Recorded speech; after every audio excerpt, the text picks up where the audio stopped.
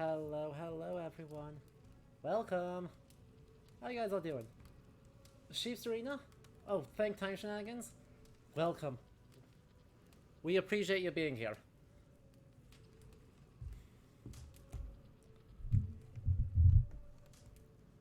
Hello, hello. Good to see ya. Good to see you, Johnny.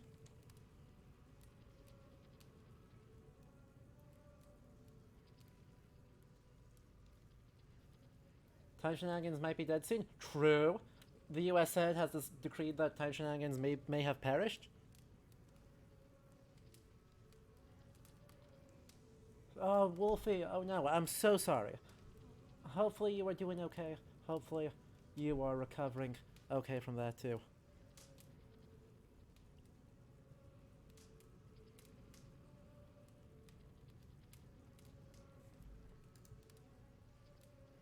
Hello. Hello. Look, the US Senate passed, like, a bill to say go away daylight savings time. So, you know, that's more progress than we've made in several decades towards getting rid of it. So that's something. Hello, Magistressa. How are you doing? Oh no, Leander. I'm sorry you still don't have internet. Please let us know as soon as you get it back. We miss you.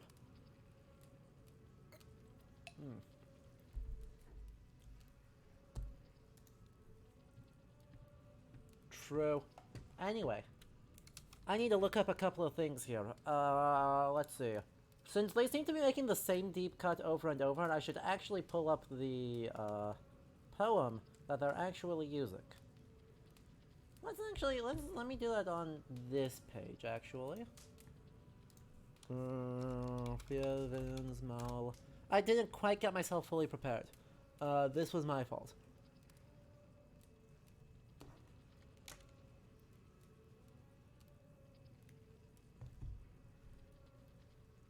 Are we going to see Gloucestershire? I mean, we are able to go visit them, but no. Please no. We're going to see something that's almost as painful. That is not the right one. Sleep Dogs Mall 2. Alright. Sorry, I'm just pulling up sources. Because we do that. We supposedly actually know sources. Hello, Blue. Blue. If you got some time, why don't you hop in chat here? Cause I could use company on the hey. Yo, and save ancient studies with the raid. Chat, spam thy defenses to celebrate all of our raiders. Welcome. We're just starting up, so we're about to hop into some more Dawn of Ragnarok after you guys came in yesterday. Or yesterday, last week. I know what time is. I totally know what time is. I'm just pulling up a couple of sources, and then we shall all be shook together. Yeah, voice chat. Blue. We can totally pull you up. Oh, geez. And this dude with 5 tier 1 gifty subs. Holy moly. So many people. Celebrations.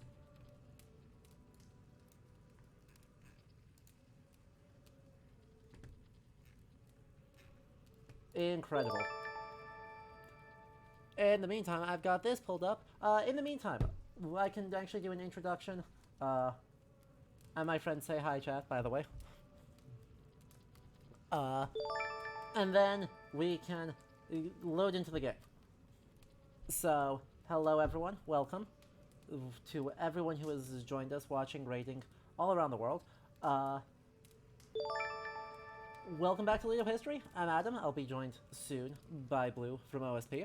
We're going to be playing Assassin's Creed Valhalla Dawn of Ragnarok, talking about the fall from grace of the series, because this mythological DLC, it turns out, has no mythology in it.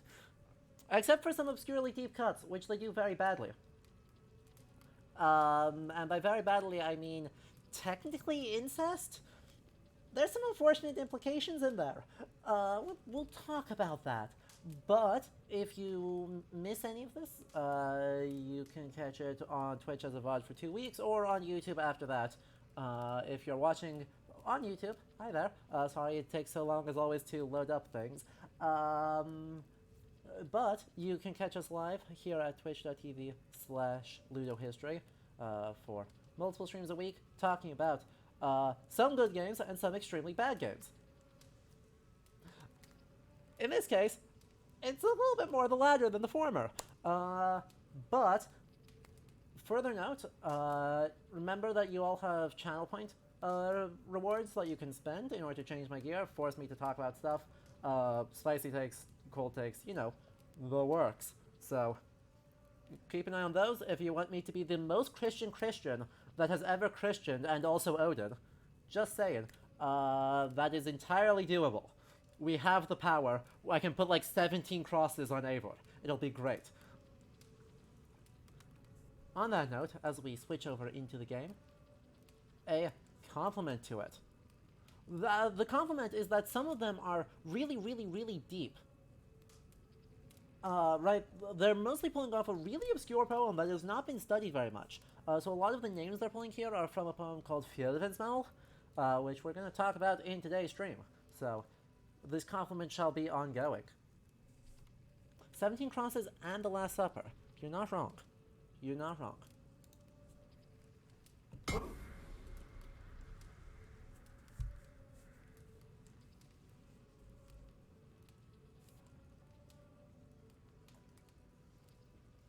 Okay.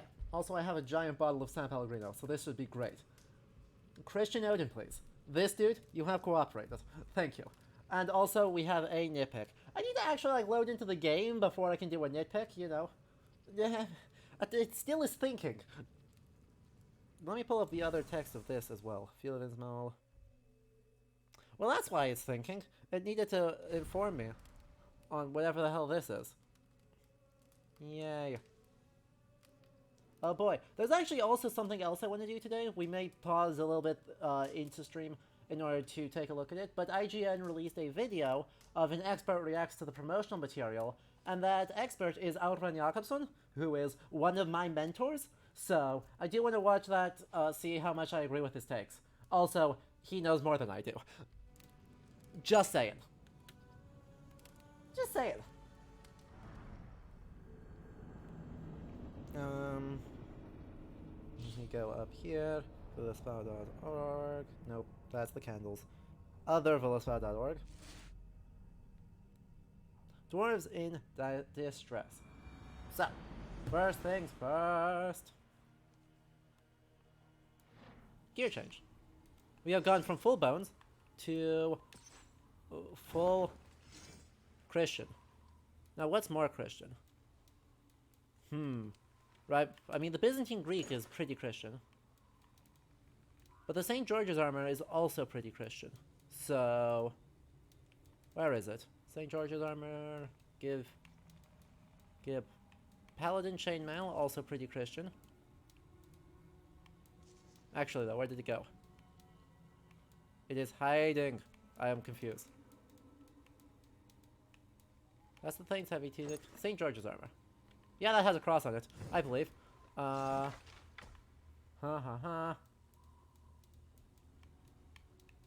any of these actually useful? Not really. Let's see, what's the most Christian weapon we could be using? Moonlight. Moonlight has a cross in it. I think that's actually even more Christian than St. George's Greatsword. But we have two. And that means the other most Christian item. Well, that one's also fairly Christian. That's got a cross in it, so that's not nothing. Just saying. That's also extremely Christian. But, given that, where is it? St. George's Greatsword, help. So is Durandal. The problem is, right, we've got too many Christian weapons. Well, actually, where is it? There's the Doppelhander, that's not too helpful. St. George's Greatsword, please. Stop hiding from me. I am extremely blind. I am apparently extremely blind. Oh, Nero, did you also redeem something? Oh, which setup do you want? We can do both. We can multitask.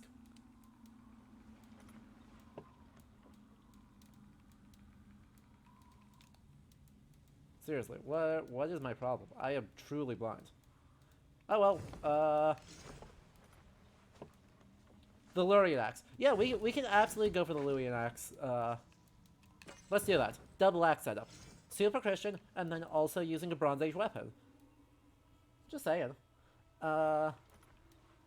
Seems flawless to me. Celtic Breaches? Those are kind of crosses. Those are moderately cross-like. But those are later, and later means more Christian, so let's do that. We are almost there, Blue. I'll be with you in a moment. Those, and...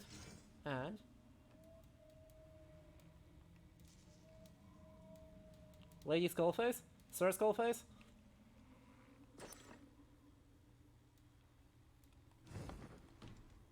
Alright, chat. How Christian are we looking? Do you think they'll believe us?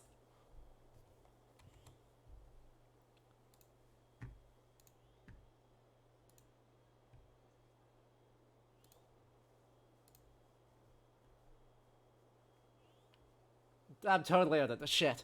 They found me. Damn it. Alright, cameras are gonna mess up a bit, probably, maybe? I don't know, we'll see. I don't have a fencing saber. It is a Mamiyo without the eye part. You are correct. It's also a kettle helm that is Lake Carolingian, so it's attacked. Well, I see we are now playing phone tag. No. Niram, we're multitasking. Look at that. We have this, like, this Bronze Age, Persian, I mean, Luwian, but axe, and a cross at the same time. I believe in us. We're bold. We're the brave and the bold. We can do it. Alright, Blue. We're doing great on this phone tag thing. So, that's exciting. Let's do it. And, the Tweely Alchemist with the 100 bits of cheer. Thank you. I'm glad you are enjoying. We are getting people on. Maybe? Can you hear me? Can I be heard? Yes, you can. Hello. Okay, beautiful. Let me Hi. at least... Hey, everybody. Hello. Let's share that. So you can see that. Oh, no, it's okay. I can watch the screen. I'm gonna be in chat anyway. Nah, it's fine. This way you can hear. You can hear it out live and in person. I can hear it. Yeah, you know. Fair enough. Yeah. Okay. Well, yeah. fine. Sorry for my delay here. I have a new headphone setup because my little earbuds died on me, so I have to go through a lot more Bluetoothy hoops to get audio to come out through my microphone than before when I can just like plug it in. Now I can't do that until I get a new pair of earbuds. I remember so that. I had to go like set up on the Bluetooth and the thing and Is my sound quality okay? Because I'm not entirely sure that all my sound is going through the right places. Your sound quality sounds fine to me. Chat, if it's not fine, cool. do let us know.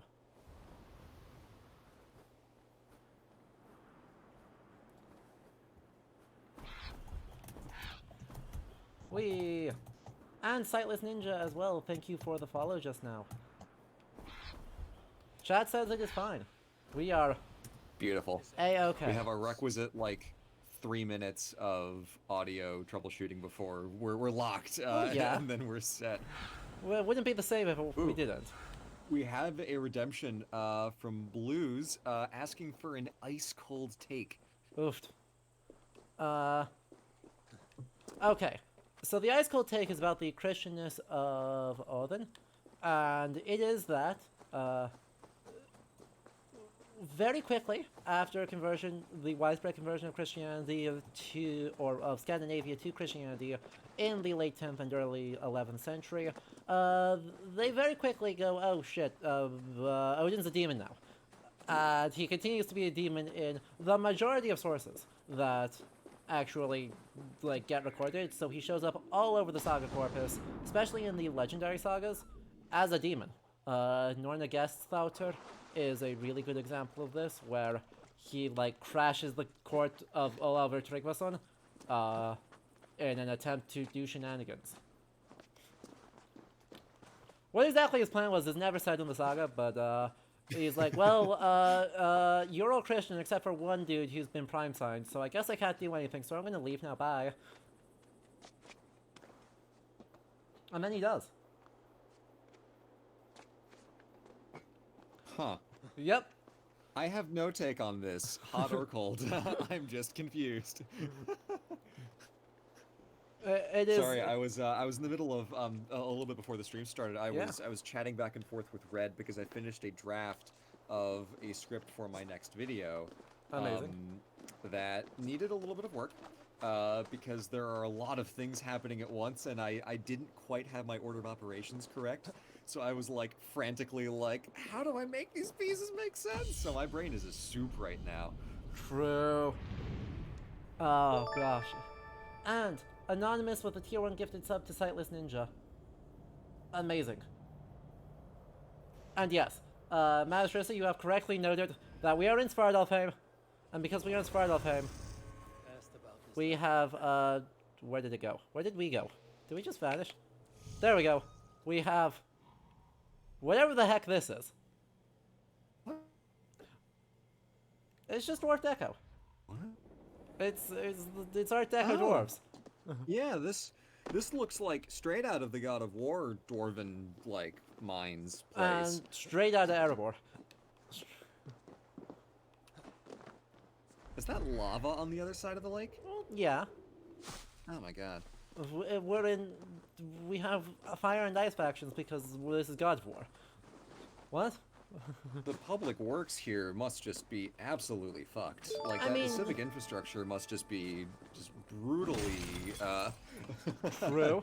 devastated on a month-to-month basis. Honestly. And Wolfie with 5 more tier 1 gift subs. Holy moly, y'all. Holy moly. Oh, Crap. ow, ow, ow. The lava is on fire. Ow, ow. Hot take, lava hearts. And we are now in a hype train. So, big hype chat. Remember, you can get special bonus emotes in addition to all of the usual emotes for cheering. Because there are emotes if you cheer enough. I believe at 1,000 bits you unlock a exclusive emote. Ooh. Or subs unlock even more bonuses. And it's generally good. So, be aware of that. Alright. Keep that hype going. Anyway, as usual in AC Valhalla streams, we are going for blue dots and story. And that's pretty much all that matters. 110 more bits from Tweely Alchemist. Thank you so much. You redeemed another hot take earlier. You did. Yes, you did, Wolfie. And there we have a nitpick. We have a hot take and a nitpick coming in. So, I mean, the nitpick is, of course, that this is complete. So much of this is just ridiculous. What are these flowers? Let's just nitpick about these flowers. Why are they? Whomst are they? Who gave them permission to be? This is Scandinavia. Nothing has this big of a flower in Scandinavia. I don't care if it's technically Svartalfheim.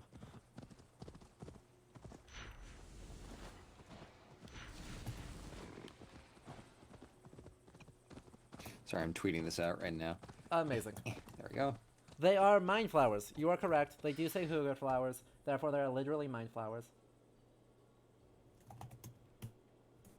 And then we have another hot take. I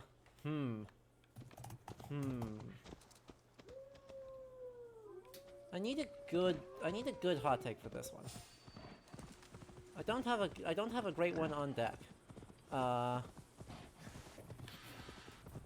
Apart from, there is like nothing here. You know, let's actually go for the interpretive hot take that is me elaborating on the comment I made that there's probably totally accidentally incest going on here, and it's not a good look. Yeah, yeah, I'd like to have this explained, Yes, because let's. this was presented in a very brief framing, and it's like we're just gonna skip We're past just all that. gonna I'm acknowledge sorry, that and what? then bail. Quit? So let me right over to this point, and then we will tab over to a different screen, and I will explain.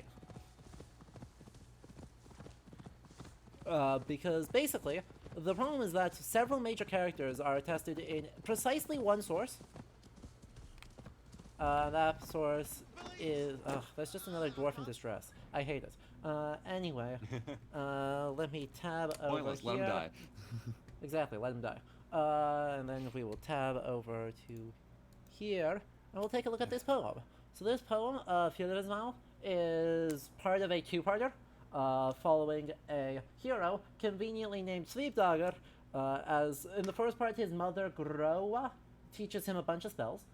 And then in the second part, he disguises himself under the name Fjellvidr in order to sneak into a spot in order to seduce someone known as Menglith.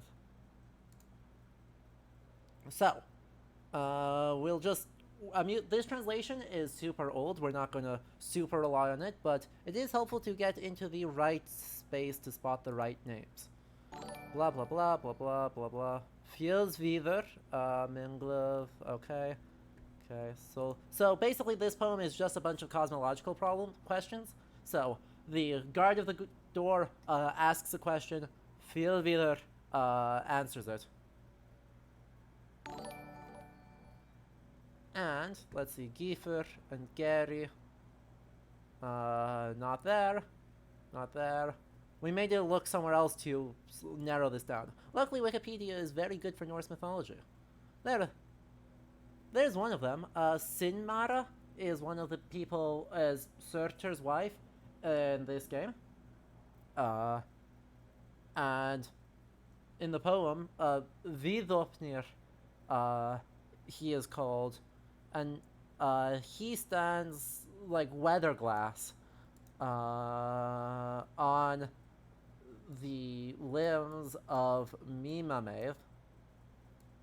And there's a... let's see. There is a great trouble from his grieving Surtur and Sinmara, I believe. I believe that's how this works. Hello! Oh, wow! That's a deep cut. Pixicado 5. I haven't heard someone talk about that FF7 Church article in a hot second. I'm glad you enjoyed it. Because that's a thing I did under a totally different name on a totally different... That's a deep pull. Yeah, that's a pull. I mean, that was a different company. So, Wow. where is it? Livetain, that's different. Sinmara, by the way, is also the guardian of the sword something staff, maybe. Livetate, which is Loki's weapon.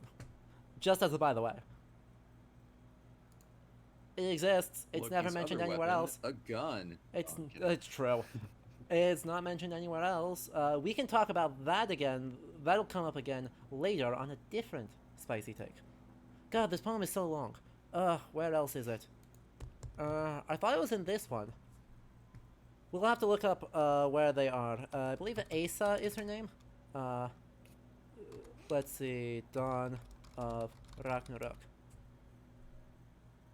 Asa. Good. So that is her name. After we dip out of this sidebar, I might request a refresher on what has happened in the story so far, as well as for anyone who's jumping into the stream and wasn't there last time. But let's figure out this tangent first. That's why. She's not in Filbensmal. She's in Thorstein Saga Vikingsonar. That is a saga I have not actually read. Oh, Yay, really? more It's a sources. classic. Exactly. As if I could say. Freaking, it's where actually is. Actually, what source is it in? It doesn't say. It doesn't. Wikipedia doesn't say. Helpful. That's all right. It is one of the very, it's a very strange saga. Anyway, it mentions two figures, Glöð and Asa. So in Dawn of Ragnarok, they are both the daughters of Surtur and stepdaughters of Sinmara. According to the saga, uh, Glove is the wife of a different fire figure named Haulogi, Big Fire, and their daughter is named Asa. What this implies, given that they appear to be conflating Surtur and Haulogi as two fire Jötnar figures, makes sense, is that Glove is both Asa's sister and her mother.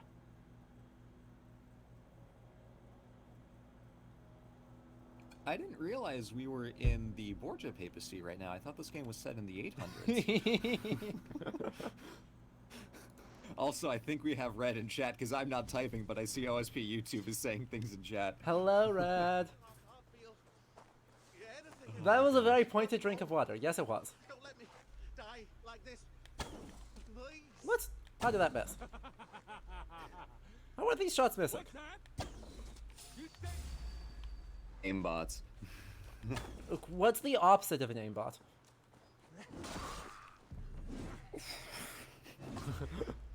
I love how the collision didn't actually work on that first axe hit, so you just went fully through the guy. Oh yeah. We do that sometimes. It's I fine. was playing a game called Ghost Runner the other day, and the collision on the attacks was, in my experience, very bad. So half the time I killed someone, it didn't play like the sound effects or even most of the visual effects. So I wasn't ever actually sure if I killed someone or not, and that's kind of the vibe that I'm getting here. Yeah. Like, Especially since yeah, they keep they patching really the lost game. something by moving away from paired animation. Yeah, actually, honestly, that's very true. We have lost quite a lot, I think, by moving away from paired animation. Even though I totally get why, because it's rough. Yeah, but even like games like the Soul series that make such a thing of, you know, everything is hitbox detection, the animation in those games can look pretty jank sometimes. Like the backstab, they have to do some real work to make those points line up Yeah. on the different animation rigs, and it is not always clean. Sounded like they were plotting something. That part I couldn't hear. South. No, feel free to drop a Near a twist. Pizzicato, I believe links. I have not disabled links, so if you want to drop it, feel free. Don't worry. My real name is available. I'm not too stressed about doxing myself on a stream that is attached to my academic life. Forgive me. Please, Hooray. Mr. Ludo History was my father. Did we just get a random cosmetic scheme? Incredible. Did we steal that man's underwear? True. That's our cosmetic reward. True. Anyway, let's grab some of these, I guess. Okay, we've got three more places. Red actually asked the question that I asked a second ago. Is this game fully mythological yes. now? Let's get the recap. So, Eivor had bad dreams of everything being on fire, and also Odin. And so went over to the local CRS, Valka, and was like, hey, I'm having bad dreams. And was like, hey, okay, no, totally makes sense. Go gather some mistletoe and give it to me. And then we'll grind it into a poultice, and we'll put it in this ritual circle, and then we will light it the fuck on fire and burn you to death. And that will transport you to Svartalfheim. Cool. And so we did, and we got lit on fire. And then we woke up as Odin in Svartalfheim. I love the implication that, like, one of Eivor's, like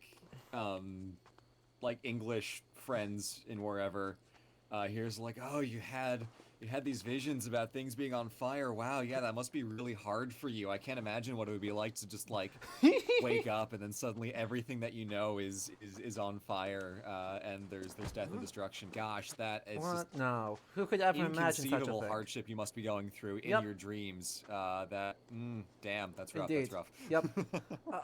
Truly. And let's just turn into let's drop off the wall, and then we'll turn into bird, and then we'll fly up top instead of slow climbing, because we can turn into bird now. Just Willy because Wonka memeing. we are Odin. We can turn into a bird. Wolfie asks if I've played any of the Dark Souls games. I played Bloodborne. I did not like it. And I've watched my knowledge of specifically the backstab animation comes from watching video from Dan at New Frame Plus, wonderful channel. He has a video Yes. comparing the different parry and backstab animations from Dark Souls 1, 2, and 3, and how it weirdly gets worse as time goes on, which is interesting.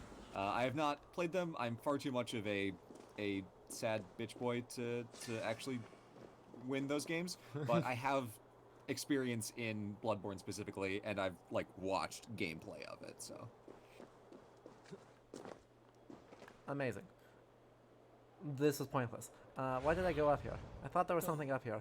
There was just an opal, which I don't care about, because all that does is so let you our can magic boy... transform into your raven, I think. One of my powers, which I collect from ginormous ravens, actually lets me turn into a different raven than my raven. Okay. It is strange. I don't know why we're turning you into ravens instead of into the birds that are actually attested, which I think is a hawk from the Mead of Poetry map. Just saying. Just thinking Ravent. True. R-A-V-N-T. Yep. By the way, the story does get worse because while this is a mythological game, there is actually very little resonance to the mythology. So the story so far is we met up with... So Baldur got kidnapped by Surtur, who has invaded the realm of Svartalfheim. To rescue him, we paired up with Baldur's mother, Frigg, who exists now. First time she was mentioned in this video game, by the way. She was hiding. And then we went in, and then Surtur kicked our ass, and then killed Frigg. Hi, one. Over here. And so now we are running around helping the dwarves of Svartalfheim do random menial tasks while trying to find a way to use a piece of Eden to kill Surtur and rescue Baldur. Because it's a piece of Eden. It's the orb. It's the orb from AC 1 through 3, I think. So you do. Oh, it's the same one. Wow. Why wouldn't I I guess remember that- my own Valkyries?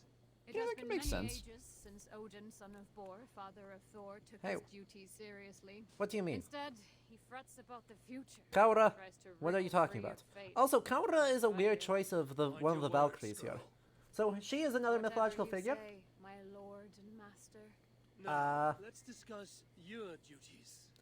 This field of battle, does it bear fruit? The The harvest she proves is a underwhelming. figure attested Many in have actual died poems, without valor.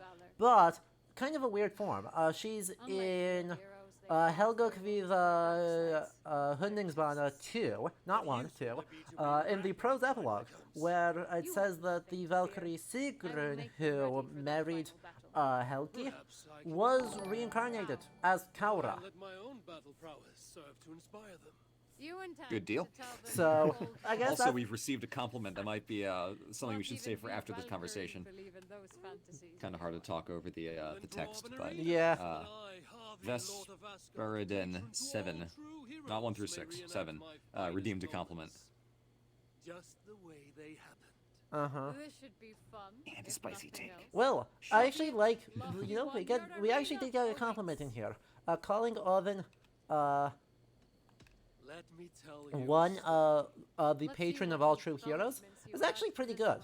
one. Because many heroes are very Odinic. Wow, look at how many options we have with all of these random duels. Oh, jeez. Also, we have 2 gear changes. We can handle that in a second as My- well. Oh boy. We will Yeah, not worry yeah, I about. got a spicy We will take not and 2 worry gear about changes, any dang. of these. We will not worry. There is an armor set if I do all of these, but they all suck. How disappointing. So no thanks. Let's see what the shop is. See What- what Maybe rewards I am fighting for. maybe we can get things in here. A boon to any warrior's They arsenal. look bad. They look bad. Sadly, I can't just look at the details beforehand.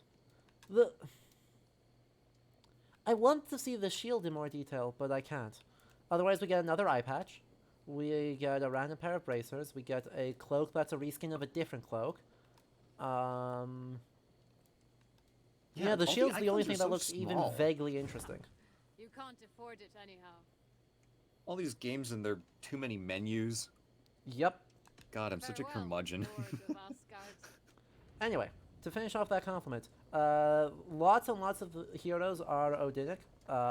Right, that's kind of the default, actually. That, like, most heroes will at least nominally be associated with Odin in some way or another, and then it's Thor really is a much secondary choice of heroic god figure.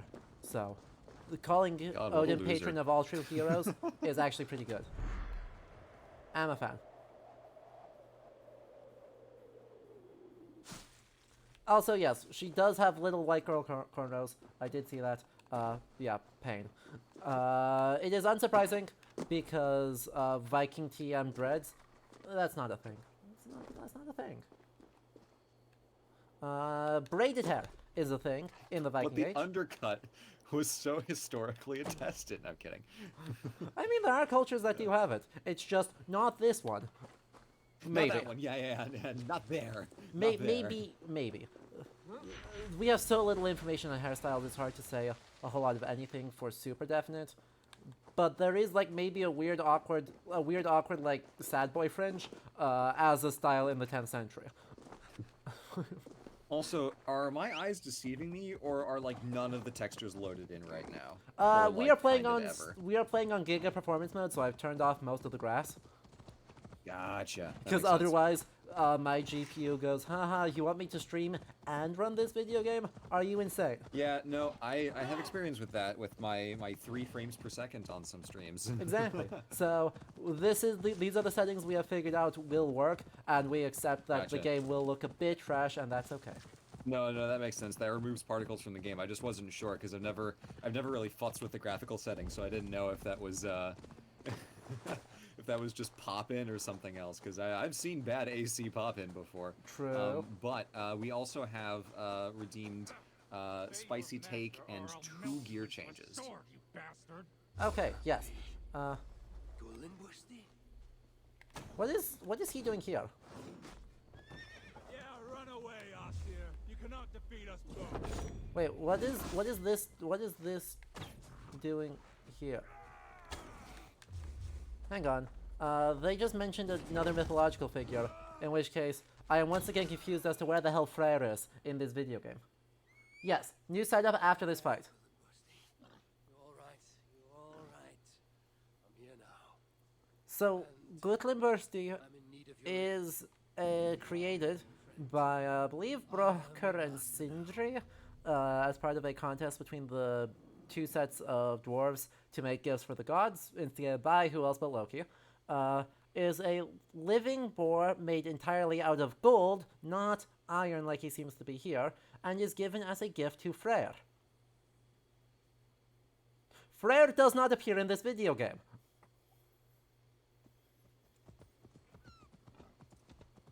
Pain. Just more pain. It's just like a scarecrow somewhere with a little sign instead of an actual character. His wedding reception shows up, but Freyr himself never does. Anyway, what are we changing where are we changing our things to? Let me see who. Oh, it didn't show who redeemed. Oh yeah. Niram redeemed one. Bones. Oh, it doesn't actually say who redeemed. Are we gear going changes. back to Bones? Is that what's happening here? And then also Bones. Peter says Lord Skullface set, please. Lord Skullface set. Lord Skullface set is still also Christian, but that's all right.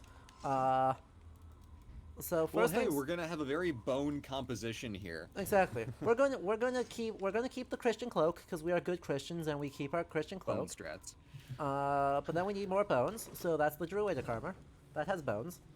Our hat is the druidic helm, because that's just a bone. And then I believe it's the huntsman's braces that we usually use for those. Where do they go? We can do huntsman's... Where is it? Because the huntsman's helm also has stuff, but the huntsman's boots are also Oh no, there's a couple that have way too many bones around and it's hard to keep track of them. Alright, because obviously we could just do that. But that's just using one set, because one set has all of the bones.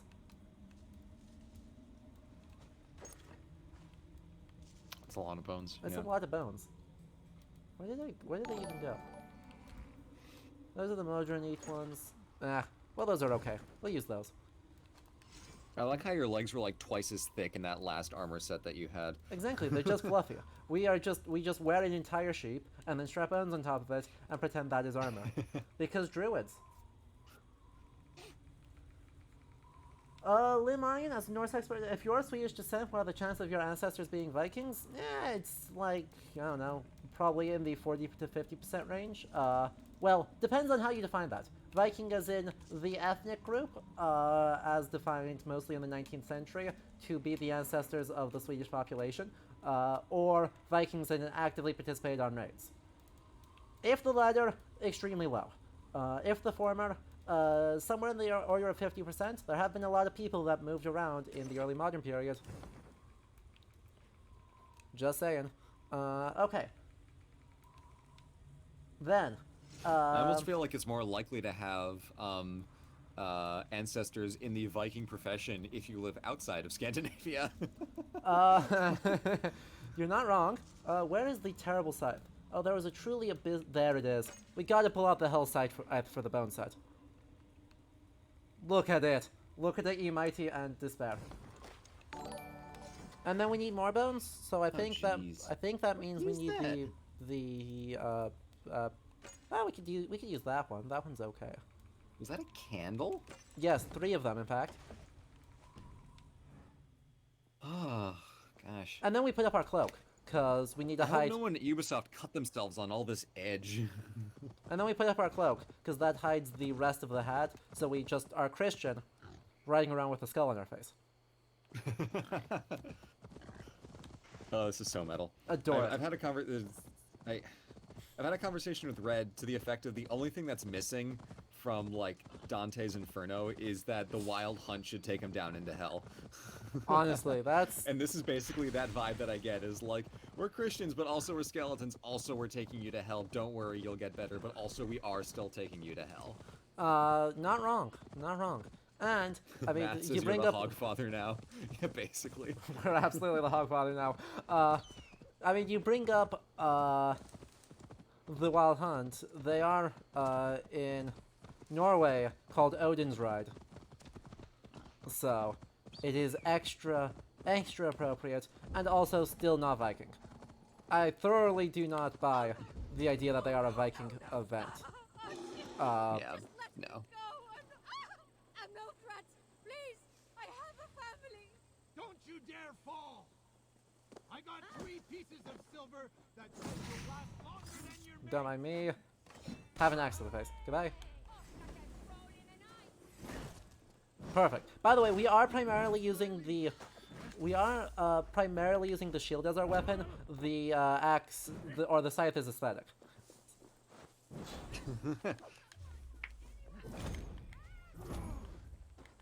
It's an aesthetic support scythe. The shield is what does the heavy hitting. Exactly. I'm surprised people didn't, like, sharpen the edges of their shields and use that more often. I mean, on the one hand, you could do that once in a while. On the other hand, the sharp edge of the shield is where you're ideally catching the blade, right? So you'd rather have it something that actually Yeah, stops it would the scuff blow up instead of... instantly. Yeah. And that takes a lot of metal. That takes a lot of metal. Yeah, never mind. Never mind. That's a dumb idea. Bless you. I'm How sure is there's AC some Valhalla instances where treating people us did it, but physicians? it's nowhere near useful enough to do that as, like, a thing. Yeah. Too soon for jokes, but I think find me in the Jörðveikur shelter if you can get past the hedonists, and I'd like to give you a gift. These giants. There's more of them, you know? They spoke of a leader. You look so doofy with our skull face opening into a giant beard. We do. I love it. Ring any bells? I will think on it. Do feel free to boot them off a very... I mean, doesn't this just sum up the most the most historically well-researched game what we could possibly have?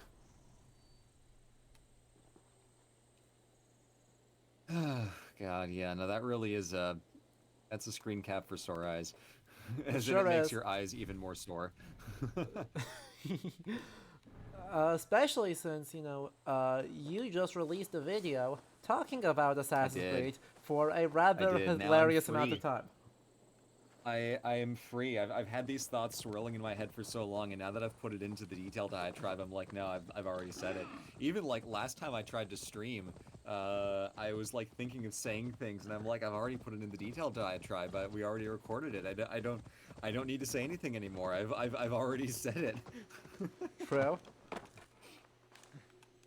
But for those who have not yet seen Yeah. it, which is presumably not very many people, because I am the much smaller channel here. Well, Surprise! It was a long it was video. long. Most people But- probably haven't seen it yet. Right. The extremely short version is that as the series has gone on, it seems to have delved further and further into adopting more popular discourses about historical time periods and less about operating with and creating like a vague sense of a time period rather than Yeah, it- actually like focusing on a specific historical moment.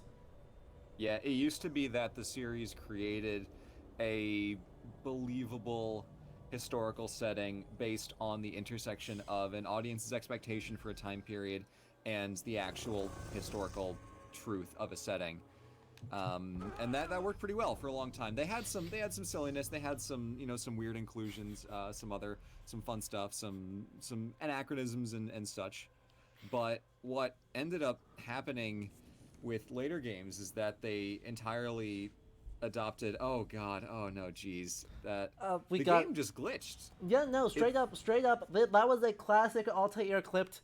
Altair bonked his face against the edge of the cart right there. Oh my gosh! Sorry, I was so focused on my word choice, I completely missed what had happened. Oh my God! Don't worry about All right, it. let's try that that was again. that was excellent. But yeah, so as games went on, the series became much more interested in not trying to find the intersection between historical, realism and audience expectation, but taking audience expectation and using that as the basis on top of which to build a fantasy setting. And that is very evident in how they chose to construct the world of Assassin's Creed Valhalla, where there is some historicity woven in among the things that you do in the worlds you explore in the game, but it is trying to loop in anything that is vaguely historical and looks cool. And if it's cool, it goes in the game. And that rule of cool at the expense of historical authenticity is what defines these later in this most recent Assassin's Creed game. That makes it really a pain in the ass for people like us who are interested in what they could have done. Cleo, stop munching. She's eating she the wants fake to plants. munch. Of what they could have done with a historical setting, because it's just a balls to the wall fantasy. It's just ridiculous. Everything is turned up to 11. There's no restraint anywhere. We're walking around with a giant skull on our face, and it's loony. It ends up being loony, and since they're not trying to do history, they're really just let's give the audience something that they'll think is fun. There's no care put into how the mythology is constructed, and you get a lot of real wonkiness. Some of it is just idle silliness. Some of it's stupid but doesn't really hurt the experience so much, and some of it taps into really harmful and dangerous historical arguments and aesthetics and some diet fascism, which is not great. So that is the crux of my presentation that I gave today in the detailed diatribe on our YouTube channel, is that the game started from a very noble position, wanting to accomplish something specific and tell a story in a believable world, and have completely destroyed all credibility with their most recent foray. Yeah, and it's sad because I can't even assign like bad faith to them, because I mean I have spoken with Monsieur Durand on multiple occasions, and on truly every level, he is extremely thoughtful and trying to engage very carefully. And I mean, I'm glad he got put in charge of the Discovery Tours, because even though I do not think very highly of the Discovery Tour for this one, in the end, it is not really through a lack of a good working relationship with historians, or from a lack of care on the part of the people involved. And Yeah. yet, so, right, it's so hard to talk about it because, yeah, right, Ubisoft has one of the best consulting relationships with teams of historians of any game company. So, you know, that's... It's clear from this game when you look at the details that there was a lot of care put in to the research, and a lot of people tried very hard to get a lot of things right. But then it was very obvious when people were overruled, and it was very obvious where someone in, let's say, the art team or like the world's, geography team used something from the artistic database without having any clue what it actually was. So there were very obvious moments where there was either a lack of communication, where someone who was implementing something had no idea what it was, or someone was just fully deciding to overrule someone else with the results of... Oh, the collapsible boat! Sorry. Anyway, my point is made. There's a collapsible boat on screen. That's more important. Yes. Because, since this is Final Fame, they're telling the one story in which the Dvergar appear as a major role, and that is the creation of the gifts for the gods. So we already earlier found Gungnismida. Though they are doing the Icelandic badly, just for the record.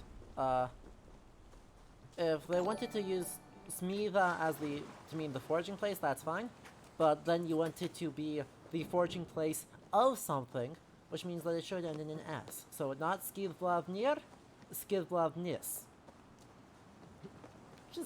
For all the language nerds in the chat, we should have Gungnis Smida and Skidblavnis Smida, not Gungnir Smida and Skidblavnir Smida. Hooray! God, what an amp. No, I'm kidding.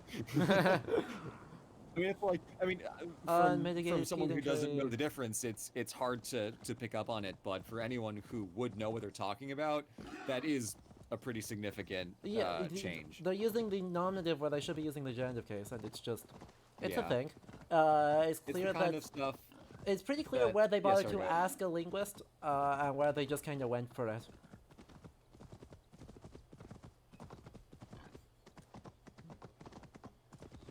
Oh yeah, by the way, we already also have Gungnir. Yeah, we got it at the end of the main story, where Eivor found it stuck in a wall, and its power is it is twice as long as any other spear. That's Congratulations, your reward is just a Sarissa.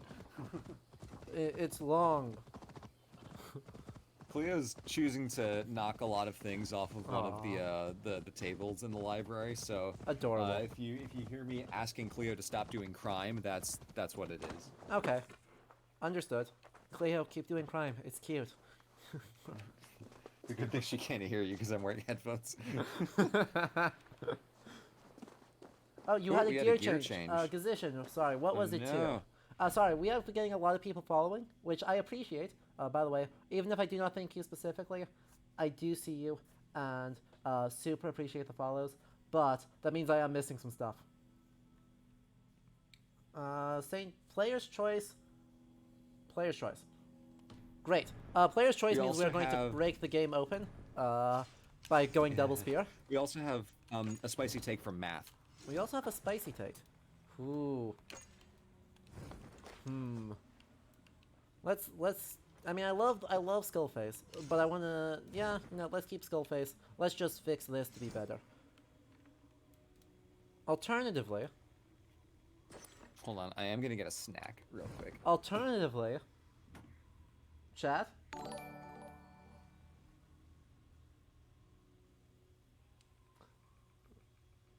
Ezio the Deceased?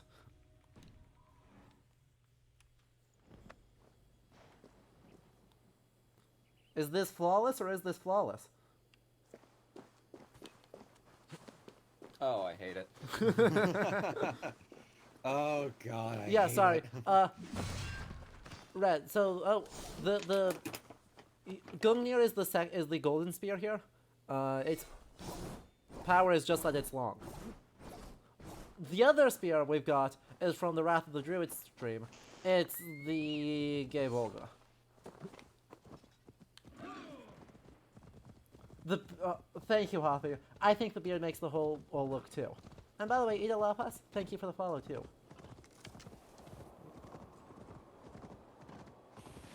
Another smithing site. This is what we're here for. Look at this lore. Let's go. Some horrifying place. Some horrifying place. A nice view of Yggdrasil. It's a shame that Yggdrasil sucks, but, you know. Do I repeat a spicy take, or do I repeat a spicy take? Cause, I mean, I could go for the spicy take of just complain about Svartalfheim more. I have the power. I think Yggdrasil sucks is a pretty spicy take. True. The thing is, actually, I actually don't hate this take on Yggdrasil. It's just that this is not an ash tree by any means. Right? Nothing about this is an ash tree. But, given that Gisli Sarason has argued that it is meant to be the Milky Way, and that's you know, it's not. I don't intrinsically hate it looming over the landscape like this, though. It should be maybe a little bit higher up. But yeah, that's a thing Gisli Sigurdsson has argued quite persuasively, is that all the random ass animals that just kind of vibe around are actually constellations that pass through the Milky Way. So Yggdrasil itself is literally visible overhead, which is pretty neat. But the shitty part about this Yggdrasil is that why is it on fire already? It's too soon. It's legit, like, Ragnarok has not started yet, and the tree survives Ragnarok. So why is the tree already, like, burned through like this? Yeah, that's a good point. That is pretty stupid. Yeah. But yeah, the tree survives, and we know it survives, because Leif and Leif Thrasir, which is Life and Life's husband, by the way, do have to, actually, that's not what that name means. But Leif and Leif Thrasir hide in a place called Mimesholt inside of Yggdrasil, and so survive Ragnarok to repopulate the world.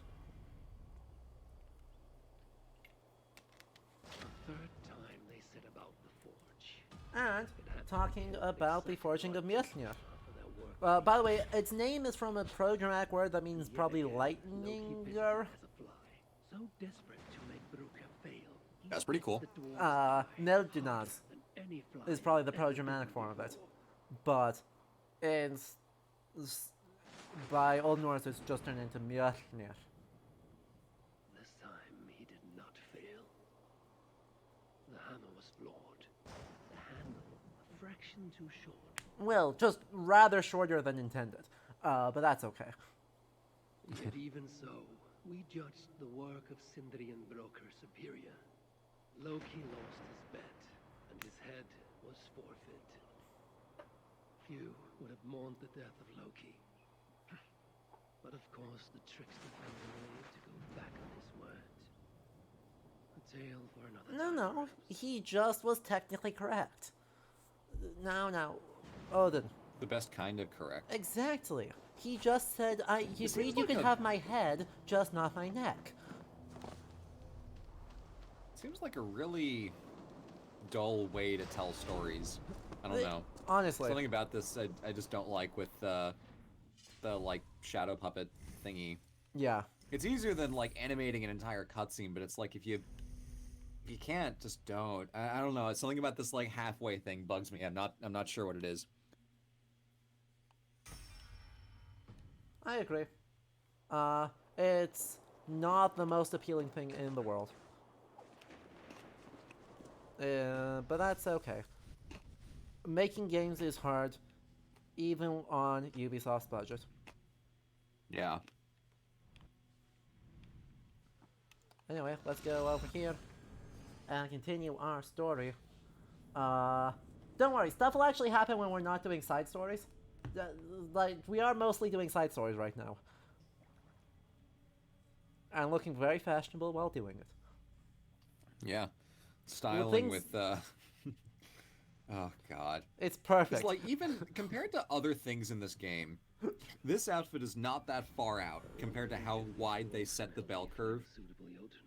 Perhaps if I listen Because to they've that got chatter, like stuff straight out of like reveal ancient myself. Rome. I should return to the They've shelter. got Perhaps the dwarves there can aid me in finding Jotun worthy of Well, the let's sun. see. they've got Norman castles. This is not that far. Yep. Sorry for the giants. Yeah, they've got second Stonehenge. Actually, we did find the oldest thing in the game is Mesolithic. But at least we have a place that shelters us. The oldest thing actively used in the game is 100% Mesolithic. About the invasion. Just That's pretty old. Because it's in the World of Stonehenge exhibition now, and it looks like it's the same headdress that Modron uses in the Glaucester So Hierarch. exalted it will endure Ragnarok itself. But first, It's, It's not quite Paleolithic, but Meso's pretty old. 6,000 years old.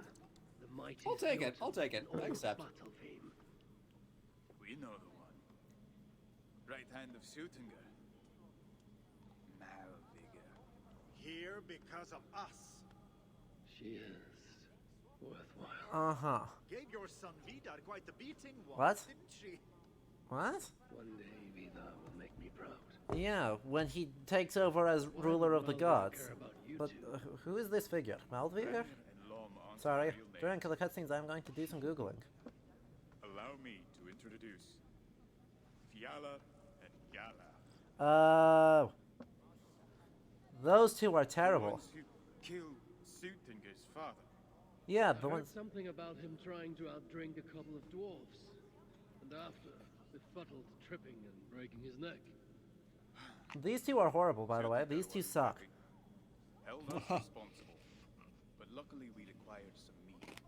Some special mead. Uh-huh. Well, Suitinger is partial to a bit of mead. Alright, that's enough Bartered it pretzels in for me. exchange for our lives. But afterwards, thieving Great. twat winked Assassin's Creed has completely taken over, Most likely. which either means that this name is made up, whoever it was. or Suitinger didn't catch it's a so he decided to extremely take care of obscure us figure. instead. Sent Malvigor to hunt us down. Anyway, these two, She goes to a Fiala- different school. You wouldn't know her. Can't trust Exactly. this one. Yeah, Fiala and Galar are best known for brewing the mead of poetry by murdering the shit out of Kvasir, who just wanted to talk with them and like learn things. And then Suttungr murders the shit out of them, Our old house, north and so claims the mead of poetry for himself. We then sent his daughter Gunnlother to protect, and Odin steals a la the Jotunheim story arc in the main game. has the power to do wonderful stuff. For instance, So, I bring you the cup, and then we show you how to use it against Malvigor. it's a deal. Let's see. Let's see if John Lindo mentions Malvigor at all. a place from which we can The joys of having several encyclopedias just like present. No, he does not. All right. Well, his is not comprehensive. It is suggestive that they just made up a name. most esteem. Hooray! The subtitles are calling me Javi Inside because in tree is this fun. game they just consistently call Odin. Whenever you're playing as Odin, they call you Javi, which is the name attested for Odin. If you know the poem Halvamaul, it is the sayings of Javi. Meet again. Like I said before. So, hooray. Second sugar bar. Okay. I only have 10 things here. Let's see. Could upgrade this. I can make it go kaboom. That's interesting. Or I could just unlock more powers. That sounds great. Also, can you sell anything at all useful? No, it's just enhancing my gear. We could make Gungnir Divine. This game is so confusing. We could make Gungnir Divine. Just saying. I'm so glad I never finished this game. This game is several things at the same time.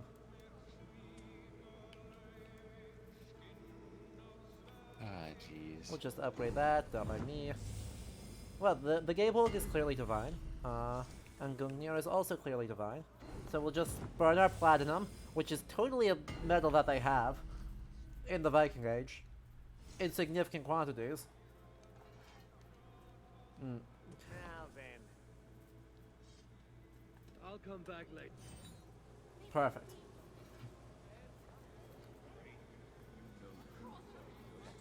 God, I mean, it's not the dumbest, right? They could be worse. They could have, I don't know, tungsten? Oh, wait. Titanium? Oh, wait. They already This is our were authentic, worse. mythologically accurate carbon fiber spear. Carbon. Oh, yeah, right? Don't forget that carbon ingots are apparently a thing. That totally Damn it, exists. I was joking! Yeah, did you not actually know? The upgrade materials are for the different tiers are where are they? Inventory. One of them's like There they tin, are. I think I remember. Like, Nope, carbon ingots, nickel ingots, and tungsten nickel. ingots, along with scraps of leather, which you just harvest directly off the animal, iron ore, which you can just slather onto your weapons, fabric, which is rare, and titanium. I hate this.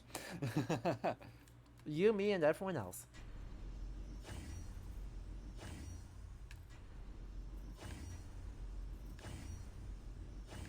God. Fabric is rare. No wonder that guy at the beginning was only wearing underwear. He couldn't afford anything else. True. Platinum. Also, yeah, red. I just want to yell again about the fact that they called it native for a mineral deposit. That they called a fucking mineral deposit native to a place. Because that's not at all a problematic framework that implies, like, life. Just saying.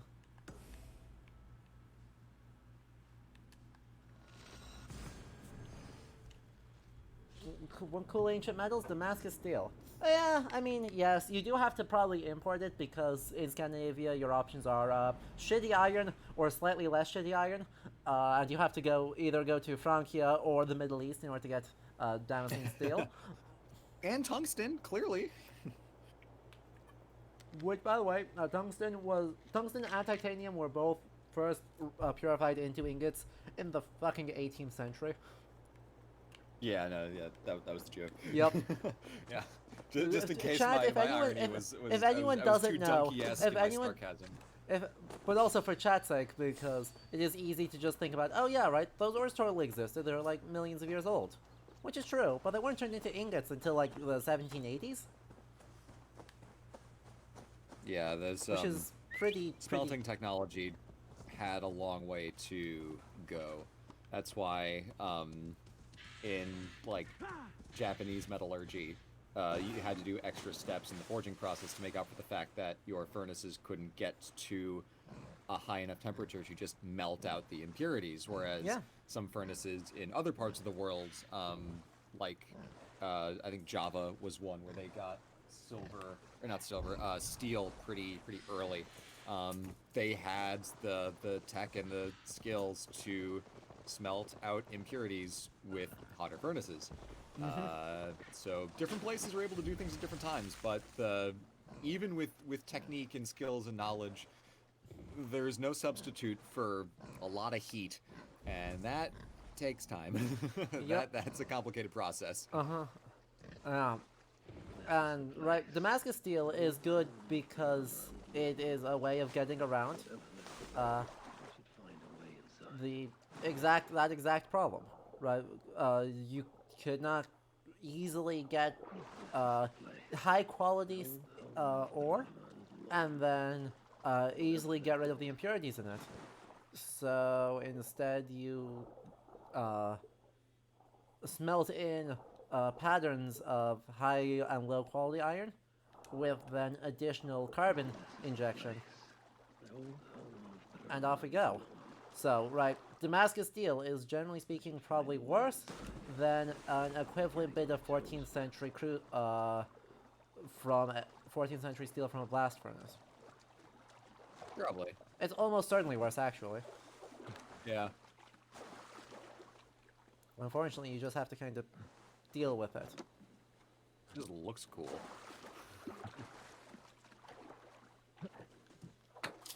While I'm conflating Woots and Pattern Weld, the principle is still the same, right? Sorry, putting leaves in your crucible is not going to magically make the fact that your ore is super low carbon content better. There is a hard limit as to how good Woots actually is.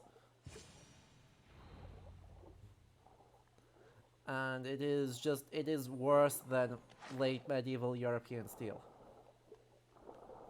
As much as it's been mythologized, it's a higher effort for a worse product.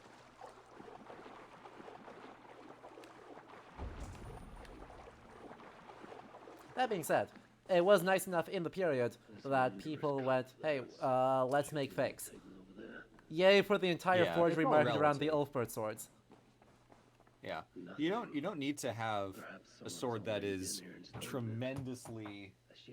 Cleo knocked a shoe off the table. You don't need to have a sword that is tremendously better than another one for it to still be the best sword you can get. Exactly. And naturally, you know, as time goes on, a couple centuries pass, you can do better techniques and make better swords than you could have even with the best available materials beforehand. Yep. God, the spear just dominates them. And I will not trouble you again. Uh-huh. It's best to leave one of your enemies Anyway, alive. so yeah, right, Niram is helpfully covering that one. Is modern Damascus, true Damascus? So, yes but no. Just tell me where Malvigar is. Right, you can, most pattern welded things marked as Damascus are not true Damascus. It's just two types of steel blended together to make pretty pictures. But you can get actual crucible Damascus pretty easily. No. Look me in the eye and meet your fate as a warrior should. Please, just make it quick. Alright, well, you asked, I delivered. Now, I don't need, but I very much wish to break into Red, here. you're right. None of these animations connect. We were actually talking about this a smidge before you jumped in the chat. Their animation system is based on hitboxes and like character rigging, as opposed to paired animations, where when you press a button, it plays a set animation with your character and the other one that is specifically paired together. This game doesn't do that, so the result is a lot more jank in the visuals. Yep. And it's a totally valid strategy. It's just one that, when it breaks super visibly. Yeah. I don't blame them for making that choice, though.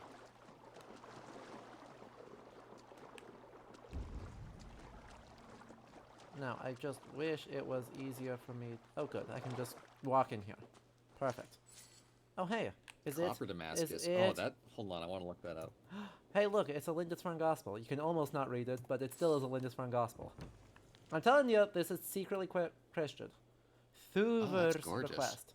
Dear Lowen, I am bedridden and I don't have much time left. Oh my gosh. Incredible. I did not know there was a way to find something that is more my aesthetic than Copper Damascus. Holy shit. Now, there should be something. It's like, Oh. what if Sword was marble? I love it.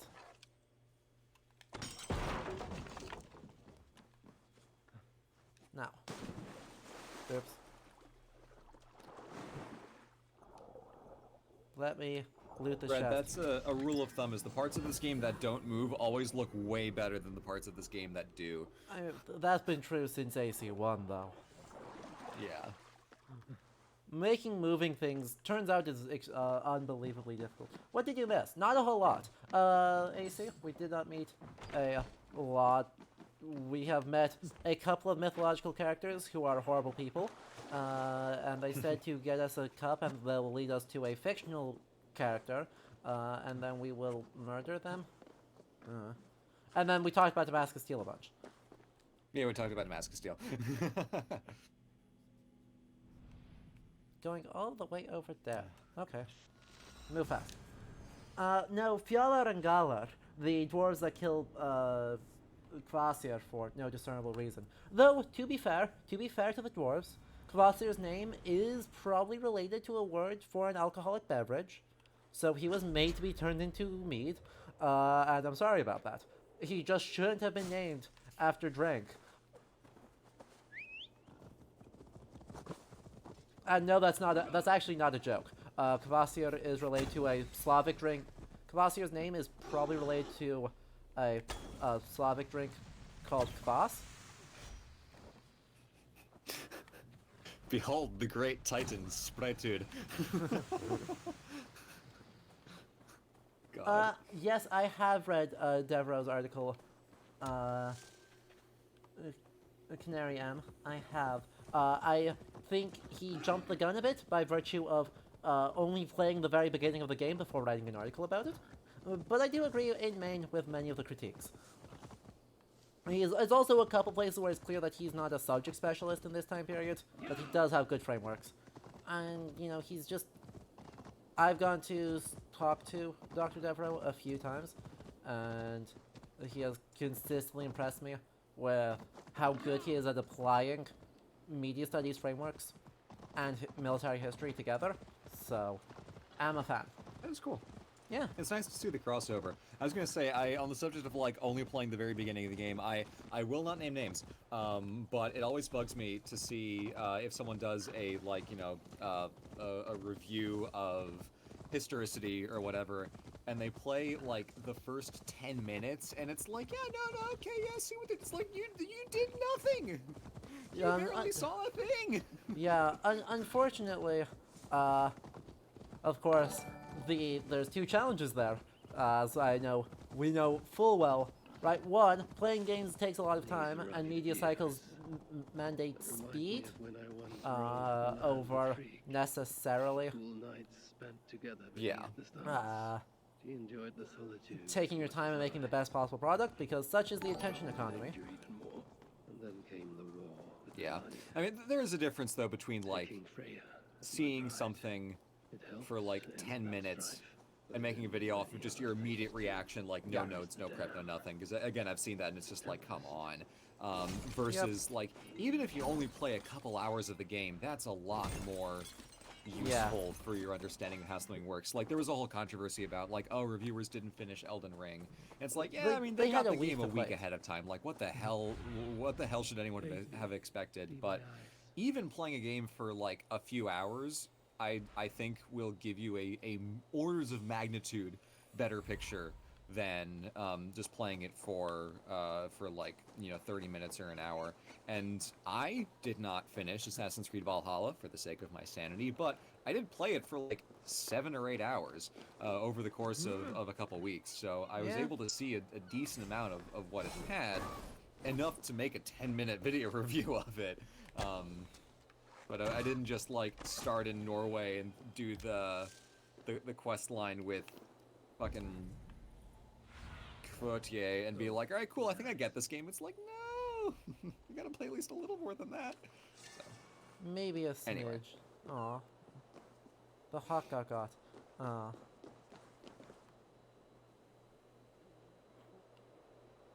And we are now on a giant thing. God. More nitpicks for free. I mean, I do want to try and like look at things that are actually good, but like, at the same time, this is literally just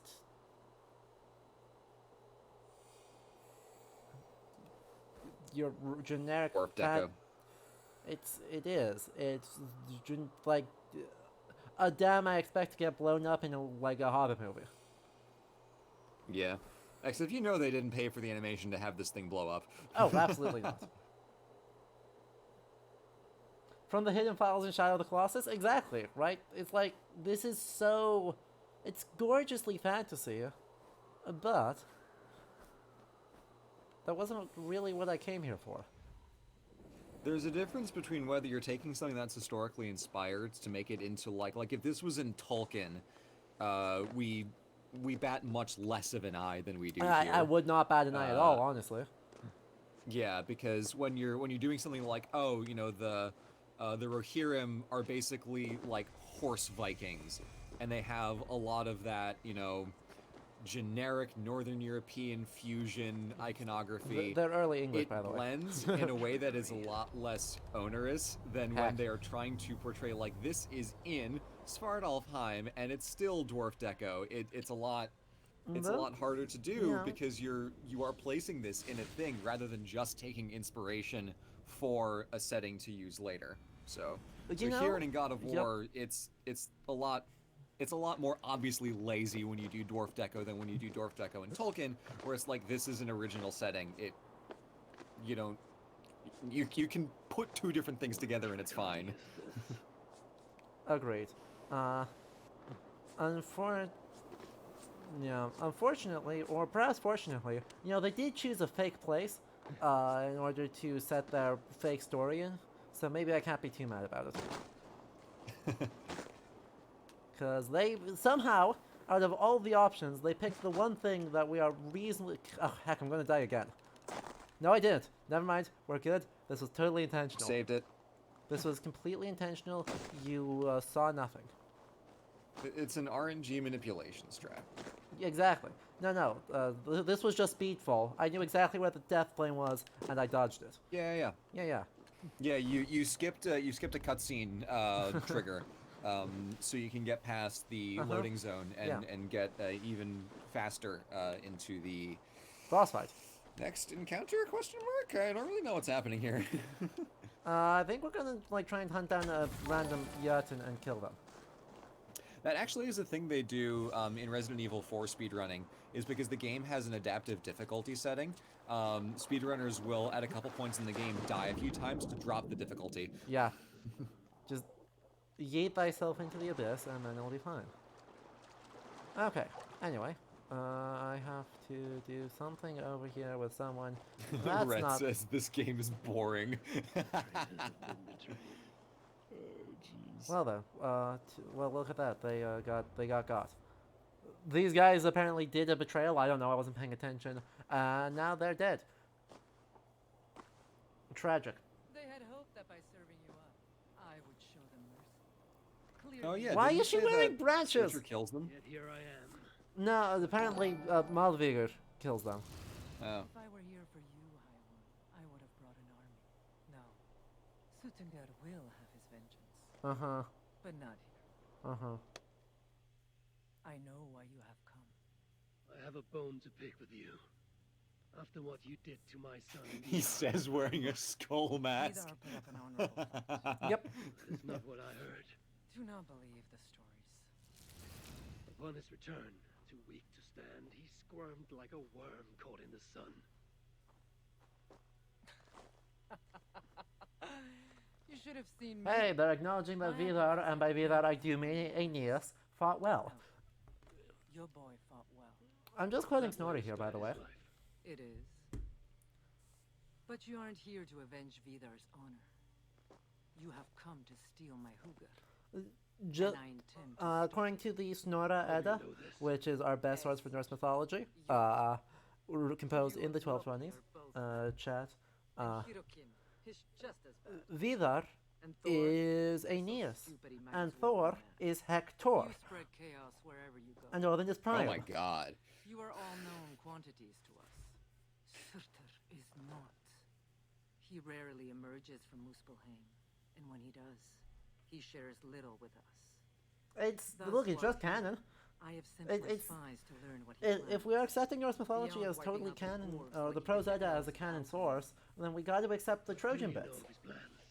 I know that he found a powerful elven relic. That's Also, so by the funny. way, apparently the elves, the Ljósalvar, are an elder layer of That Isu, Baldur is now trapped within said relic, and that you would An who are the ones who elder actually layer Isu? created the Apple of Eden, and these Isu just kind of vaguely understand what it does.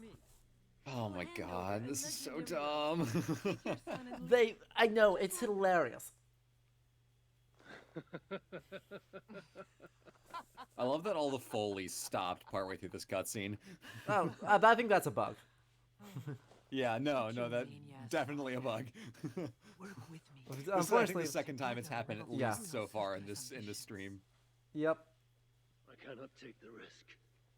With each breath, Baldur is a step closer to death. I was a parent once, That's okay. Baldur's a dick. True. but we must look beyond ourselves. For the good of all. We have spoken long enough. So Okay. But y'all made a mistake because inflict a fate worse than death on me, or die. Can't you see my 2 magic spears? exactly. Just wait until I get my double shields out, and then you'll really be sorry. But look at how stupid this spear is. 3, 2, 1 lightning bolt.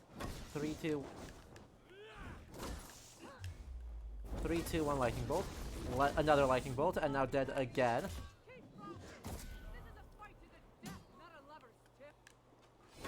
And another lightning bolt kills another one.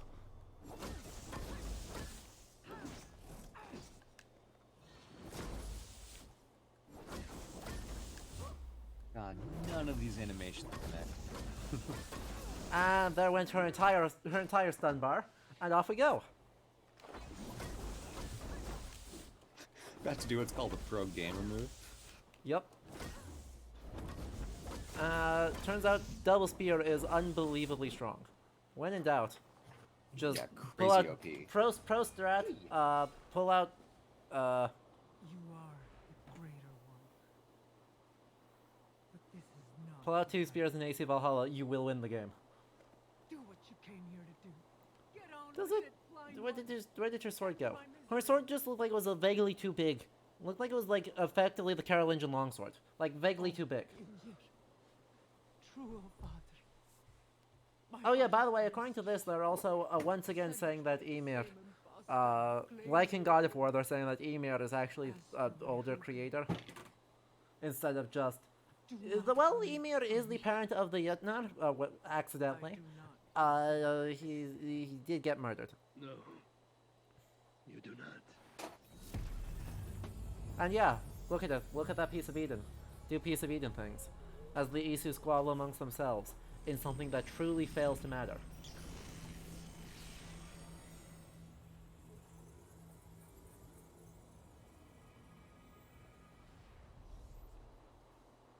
Hooray! Wow. Maldiger was right. I must find out more about the Zelagar. What the heck? Perhaps Hitherkin. Contemplate orb from math. An evil deed. Indeed. Maybe he still lives in one of the other shelters. I must seek him out. Let us pun. You weren't paying attention what just happened? We murdered someone for reasons. We did crime. And by murder someone, I mean absorb their spirit into an orb, which is called the their death Salakar. after that was coincidental. Yeah, absolutely. Man, Animal Crossing looks so different, doesn't it? Though I really don't like this new update. Yeah, it's the PC port. The graphics drivers are all different. If only we did like not dumb violence, right? I don't mind. I actually don't mind the idea of, oh yeah, right, this like story narrative involves doing a rather egregious amount of violence as a Viking, because that's what the saga narratives are chock full of. Anyone who tries to like do a redemption of the Vikings by saying, oh yeah, like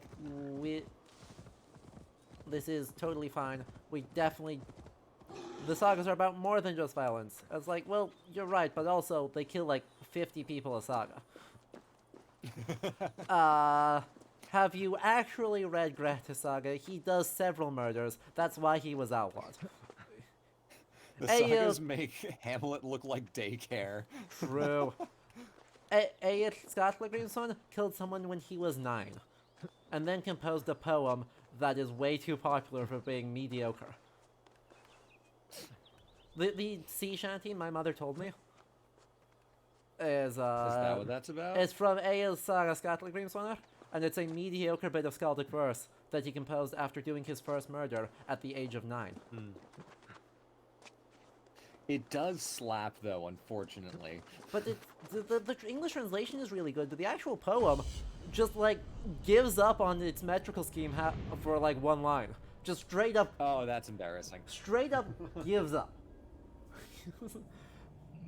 Because I think it's... Medvikingum is, like, arbitrarily inserted into a line, and it doesn't fit the meter at all. So, you know, you have to deal with that. Yeah. Jumping slightly back to the subject of Aeneas, there are a couple points in the Aeneid where, since Virgil hadn't finished the poem yet, some of it was still in a little bit more of a draft form. There are parts where the lines aren't the full dactylic hexameter, it's just like half meters in some places. So it's like there's some lines where, like, you still get the information, but it's just not in meters, so it's like Virgil's just like, ah, fuck it, and I'll finish it later. I mean, mood. I sympathize. Okay. This is ridiculous. Die already. I'm gonna punch it to death. Alright, in like 20 minutes I'm probably gonna have to hop off and go feed Cleo and get a start on dinner, because she is knocking over a truly numerous amount of things, more than I usually see her knock off. Incredible. Love that for her. Because she doesn't go on that one table often, but I think she's discovered that there are lots of loose sitting objects for her. Yep, okay, yeah, that was one thing. For her enjoyment. Do love that for her. Yeah, Super Dark, have you ever played hog polo before? That was about what I was doing too, wasn't it? Another stupid fight.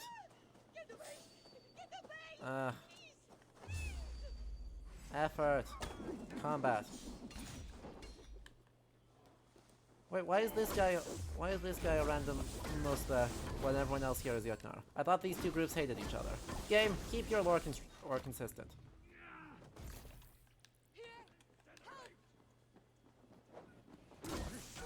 Honestly.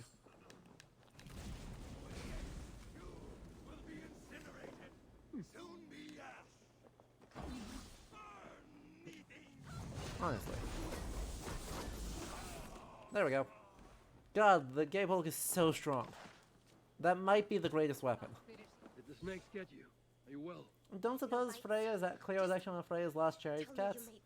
I mean, given that the chariot cats are mentioned exactly once and are never given names, I can't rule out the possibility. There's no... Well, Iris, you want to find them? Your desire for vengeance is... Then I shall... I can't discount that possibility, because they, super... Snorada is the only one that mentions them. They're mentioned exactly once, I believe in the funeral of Baldur, where he says that Freya rode to the funeral on her chariot, which was pulled by cats, and they are never given names. That's funny. Or descriptions, or otherwise explained. Oh, by the way, also, these shelters are apparently so well hidden that no one can find them. This way will take me to the dwarves.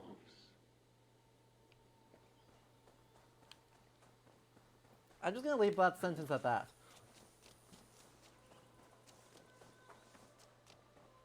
This is... There's a shelter not far from here. So well hidden, so sneaky.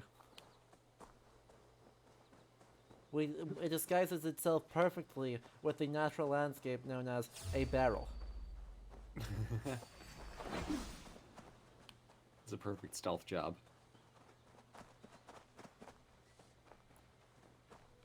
What's that? Another one that continues to point this direction? Imagine my shock. What if it's over here? Oh, look. Oh no, I might get lost. There's only something right here that points... If they forget how to walk in a straight line. Like, one arrow you can write off, but like 12 is pretty obvious. So sneaky, so hidden. Hey look, we moved a thing? Hey, guess what, there's another one. If only couldn't tell that by looking for the next set of barrels. Was that another arrow right here? Pointing into this, where there's a clearly visible on the wall, not even pretending to be a hidden one? God. This game absolutely assumes we're all morons.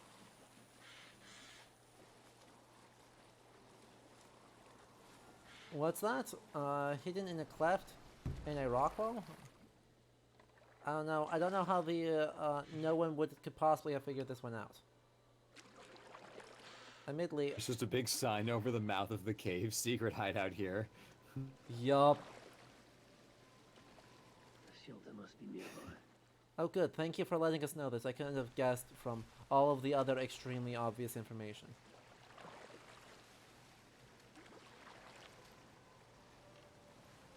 I mean, I get that they don't actually want it to be too... Right, that you can't actually have it be too sneaky, because that's actually a problem. Because the players will get frustrated. But at the same time, don't say that it's super well hidden and then just be like, oh yes. Yeah, just say it's medium hidden and then it doesn't break disbelief. What are the odds it's behind the waterfall? Hey, guess what? It's behind the waterfall. If I use my special eyes, then I can see that there's in fact a space behind the waterfall. Well, not quite what I was looking to get, but something. Yeah, no, never mind. It is here. Look at this go. It's a video game. It was known. The Hooger Shrine. Just a dead end. Here it learns in a shrine root of Yggdrasil, the most ancient of trees and nurture of all things. Okay. Well, maybe not. Maybe this is just a sneaky. It's just baiting me. Okay. That's unexpected. They did put something behind the waterfall, and I do respect them for that, though. Why are these all pointing? Oh, okay, it's up there. It's behind a different bit of the waterfall. Fine. Be that way. Straight up the wall here. Oh, yeah, look at that. Because we've got to do climbing, because this is nominally an AC game, and we got Maybe they did need to put parkour. all of those, all those things. Like, all these dumb people keep trying to find the hideout and get stuck underneath the waterfall. We need to have more Honestly. signage. Seriously? Ugh. Javi, you are completely useless.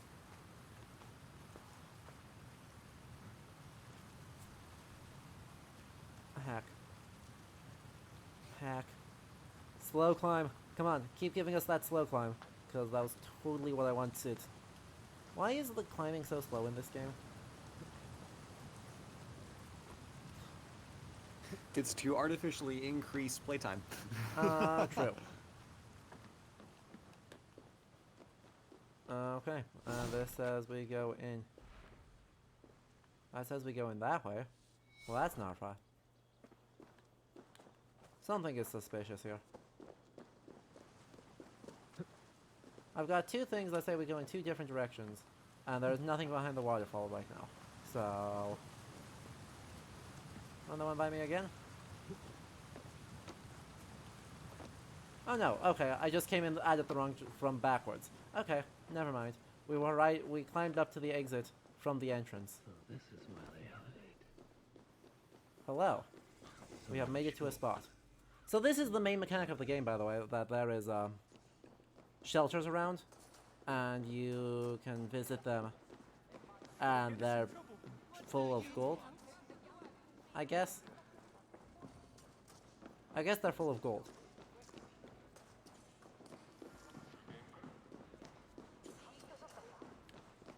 Hooray. No, I was just dumb. There's a difference between it is well hidden and I am a moron. Make Bracer better. Give. I fix it. Why do you... Okay. I don't know how I completed the quest for that, but apparently I did. Ooh, what is this shiny? Take Wraith. Hreidmar's armor. He wore it when his sons turned against him. Dwarves believe it to be cursed. I don't think they'll mind if I relieve them of this malediction. Perfect. Let's see who they're referring to here with this. And then we'll take a look at that armor. And then also be terrible. Hreidmar. Hreidmar. Oh. Oh. Okay. Wait. Sorry. Can you show me this lore again? Run this one by me again, game. Hreidmar's one's majestic cape bears his dying words, uttered with malice in his heart. That's not helpful. Give it to me again. Hreidmar. Seriously, are they not going to elaborate as to why this armor is cursed? Are they not going to elaborate? Are they just not... They're just not going to elaborate. Well, if they tell you why it's cursed, you wouldn't wear it. Okay, but like, it's not his curse. Like, he's a victim of a curse. He is not the cursor. So, Hreidmar, is attested primarily in Volsunga Saga, though also in the Prose Edda and some of the poetry, of the Poetic Edda. Remains trapped inside. He is the father of 3 boys, Otter, Fafnir, and Regin. Loki kills Otter and skins him, thinking it'll be a good gift for no particular reason. Hreidmar is understandably mad about this, so he demands that Odin pay compensation equal to covering every bit of Otter's hide with gold. To do this, Odin sends Loki, once again, to go bully another dwarf named Andvari for all of his money. And Andvari, they have a fight in which Andvari shapeshifts several times, and eventually wins. Loki wins, and Andvari's like, okay, take all of it except leave me this one arm ring. And Loki's like, no, give me all of it. He's like, well, okay, but now I'm going to curse it all so that everyone who has this will meet a miserable end. It's like, okay, that's cool, give it. And the ring becomes known as Andvaranite, the gift of Andvari. And from that gift of Andvari, they go... He gives Andvaranite to Odin, and then they put the rest of it in the collection for Otter's hide. And Hreidmar notices that there is one hair missing. And so Odin hands over Andvaranite, and that covers all of Otter's hide, and compensation is paid. Hreidmar then decrees that the inheritance from Andvari's hoard will be split evenly between Fafnir and Regin. Fafnir, being impatient, murders the shit out of Hreidmar, and then takes all of the gold, and then turns into the dragon Fafnir, who is the direct inspiration for Smaug in The Hobbit. Regin, being pretty mad about this, becomes a smith in the service of the King of Denmark, and eventually persuades Sigurd the Dragon Slayer to murder the shit out of Fafnir. And in so doing,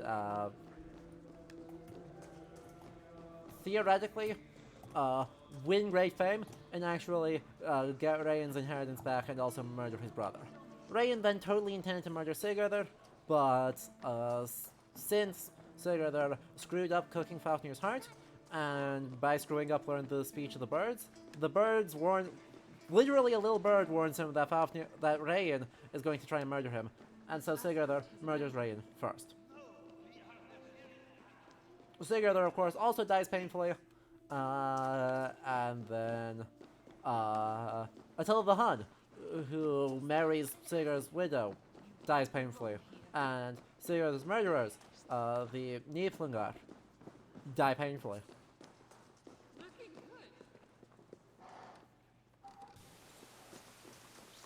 Huh.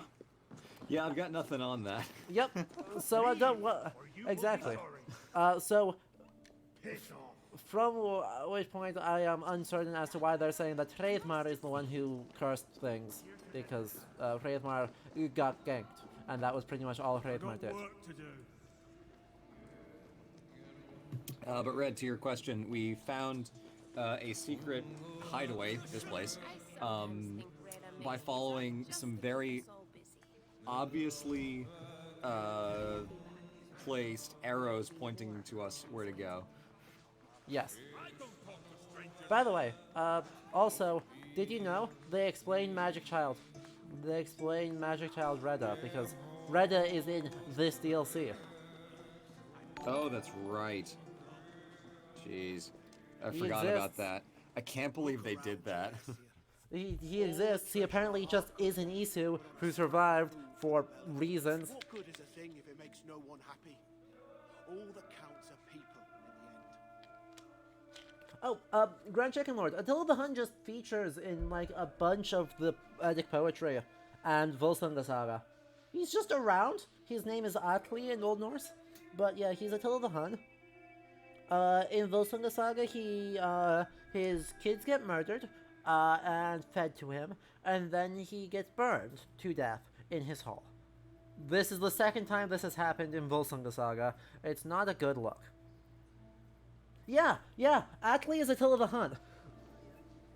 But there are other poems. There's two poems called Atlakavila, the speech of Attila, one of which was composed in Greenland. They're good poems. It's just for some reason Attila the Hun made it to, or was still like regarded as important in like later 11th century Greenland. Atlakvila in Why Grænlandska. Keep well. Yeah, that's a thing. Why is Attila in Norse mythology? Because Attila is, the singular cycle is extremely important across the Germanic corpus, and is very loosely based on a compilation of several late Roman events. Probably most notably is the fall of the Kingdom of Burgundy in the 5th century, but also, of course, Attila's invasions somewhat earlier. Hail to you, friend. If it's bird or beast you see. Oh, this is a stable. Okay. Farewell. Goodbye. I don't care. Alright, after this I might need to head out because Cleo Yeah. is now in the other room just straight up screaming for food because it is about 5 minutes to her dinner time. This is a good time, I think, because we are just going to ride around and do some side quests. So, thank you for coming in, sharing in the pain, very briefly. Yeah, I never know what to expect and I'm always disappointed somehow. I'm Isn't mostly it just amazing? confused. Right, I because- really am mostly just confused. Yeah, the thing is, right, there's like nothing mythological here. For being the mythological DLC, I was at least hoping we'd be closer to, Curse of the Pharaohs or the Atlantis DLC, or at least they're doing nonsense, but they're doing nonsense based on something. This is not even based on something, they're just making up a story and then pulling some names that vaguely sort of fit the vibe and not thinking about it. Also, Yeah. this isn't a mythological realm. Svartalfheim is like a late invention. Sorry. I am thoroughly convinced now, I believe, that Svartalfheim is not an old part of the Nine Realms. Yeah, part of me wonders like what the logic of making an original story rather than taking one out of the sagas is. And I feel like there's probably a reason that someone thought it was a good idea, but I cannot tell you what that reason would be. Exactly. Yeah. Mhm. Okay, before Anyway. Cleo starts ripping things out of boxes, I'm going to hop out, but thank you so much for having me on today. Yeah, of course. This was quite fun, and I'm looking forward to whether I'm on or whether I'm in chat, the next one, because, oh god, what a time. Oh, sanity check before you go. Where's it at? Sanity check? Sanity check. Oh, I mean, really, I am mostly just confused. This was a long week, because I was doing a lot of research on a topic that I really don't know a lot about, or at least I didn't on Monday morning. Now I like to think I do. Several pages of notes later, condensed into a 3 and a smidge page script. So that is like, because this was like at the end of my day. Like I was ready to go and be like, all right, let's relax, recline, and enjoy the evening weekend's beginning. I was like, oh wait, shit, here we go. And then I was like, all right, what are we doing? So I am just fully out of it right now. But Understandable. That's okay, we're having fun. Then get food, have a good night. I will see you later. All right, bye everybody. Enjoy the stream. What is the problem? It's this cart stuck in the mud. You're 3. And so, my sacred duty will never be fulfilled. This is actually a dwarf name attested in the mythology. That's right. But, My family, what? days are nearly done. But what? Because what is a waterfall? I mean, without true. behind it? This is a good Water comment, but what? That's what. Of course, with moose spells everywhere, I'll pull the... the cart. No, lug this chest up those. I am actually... It'll take a mere move. Walk along that log. Follow the path up the cliff. You'll know you're in the right spot when you. Oh, you. Okay, thank you. We're just gonna do that, I guess. This way, apparently. Hooray! I mean, this is the most video gamey thing. This is the most video games. Hooray! Just through the cave. Sacred duty indeed. The first cave. Vision. The path must continue on to the correct waterfall. We can go up this way, and then over this way, and then around the corner here, along the conveniently marked things, and down. Okay. We can then make this one into the second cave. That. Ah, yes. White flowers. Perfect. Down. There. Move to the door. Hooray! By the way, I would have to look up his name to see where exactly your 3 is attested, but I do recognize it, so it's somewhere nearby in the corpus. Anyway. We did just help someone move to fulfill the sacred duty of video games that all waterfalls must have something buried behind them. Hooray! Don't worry about it. I'm sure this is fine. This feels like this one's actually going to be fine because it's just video game logic. But anyway. I do. Hi. Of course. Good, good. And my... Oh, the finest of all. Thank you. Gratitude. Proud of us. We did it good today. We did a good thing. Hooray! Now, where next? What's actually valuable around here? Not a lot. Okay. Okay. We're gonna go here. And then somewhere or other, I guess we'll need to do like another story beat here. We can check that, and then we can check this. Perfect. Sure, this is fine. Progress. More riding through bogs. Yelling about some of this. Oh, I almost certainly could rob the chest, but I'm too lazy to do that.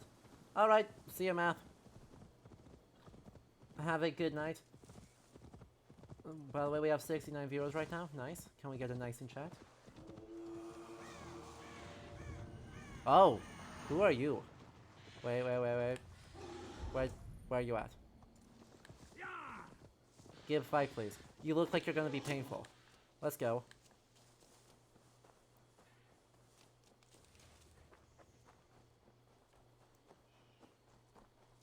I'm sneak.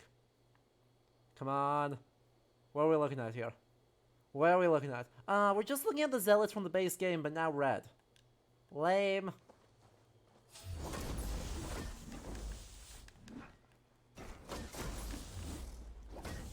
That's the lamest thing.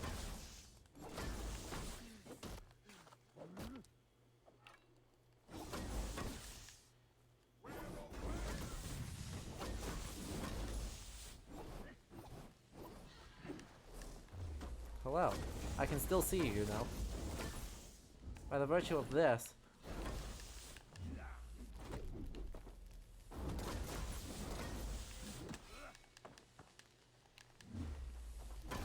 And dead. Darn. Not even hard. This worked for some reason, although if it could not blind me anymore, that would be cool. Thank you. Bye. Hooray. That... Ooh! We got a thing. What was that thing we got? Do you actually say? Where is it? Okay, broken into 3 parts to reforge a new weapon? Well, too bad. I'm too lazy to do that. If we walk past them, we might do it. Otherwise, I'm too lazy. I'm sure it's not interesting. Because apparently, they are not actually referring to very many actual mythological weapons or other things here. Like it would be super cool if they had, like, the Levitate here. Even though it's kind of a weird weapon that we don't know much about. Because the same source that mentions, the only source that mentions Sinmara, Fildismal, also mentions that she's the guardian of a weapon called the Levitate, stored in a chest put there by Loki. Levitate is a bit weird of a name to interpret. It's probably like Wand of Pain or something, most literally, but in practice that could mean several different things. So, meh. Oh, heck.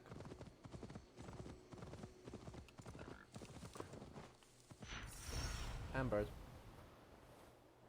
Hopefully I can get up here fast enough.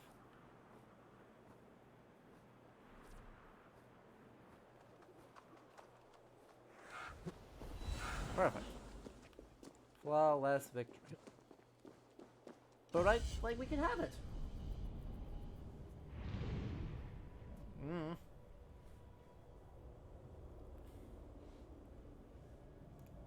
And the consequence, right, if we had that, it would be just a nice random deep cut, right? It doesn't actually matter, but it would be a deep cut. And that would be nice to see, because honestly, I think that's one of the things I want out of this game more, is I just want more, right? We got one deep cut, and that was pretty good. Right? I mean, Thorstein Saga Vikingsson is not exactly a popular saga.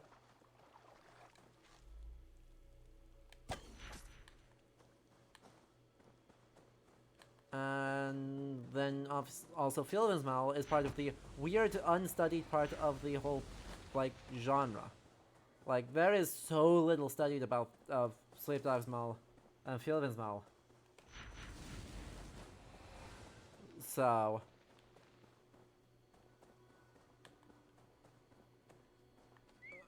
like, playing around in that space would be cool. But I'm not really sure how on earth they're actually doing that here, apart from, hey look, we threw in the name. It's not like it's a bad narrative to be doing it in, too.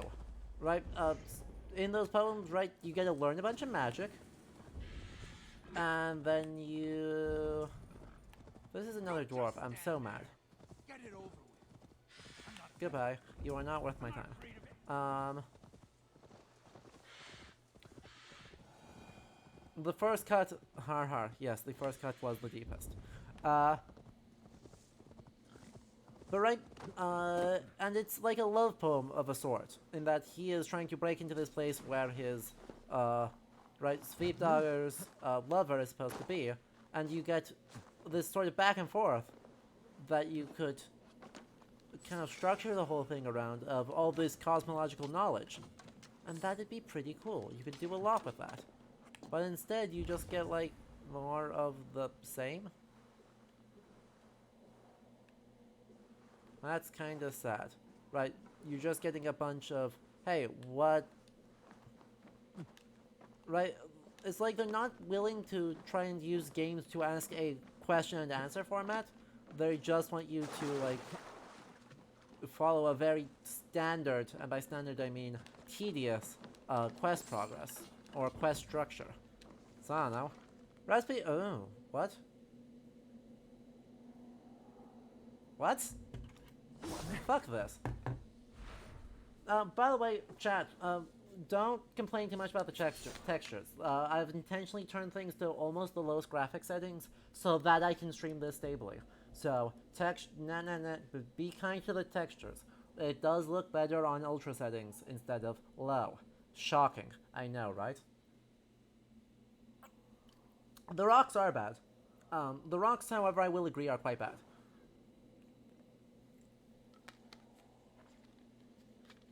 Anyway, recipe for Freya's necklace, i.e. the Brisingamen. 3 gulps of Berserker's Cowardice, the still beating heart of a long-dead Draugr, 8 moist tears from a flame, 2 buckets of nice giant sweat in midwinter, 5 deafening screams of acid silence, and 12 armpits of a worm. Mix them all together. This annoys me. This annoys me very much. Firstly, the very small quibble is that Draugr is not really a well-attested word. It exists, right? You could be referring to a specific type of ghost here.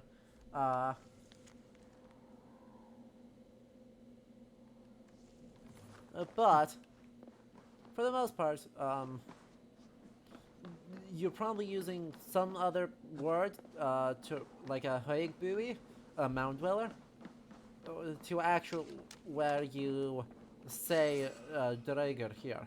So, instead of just ghost, a specific mound dweller or like a rewalker or something.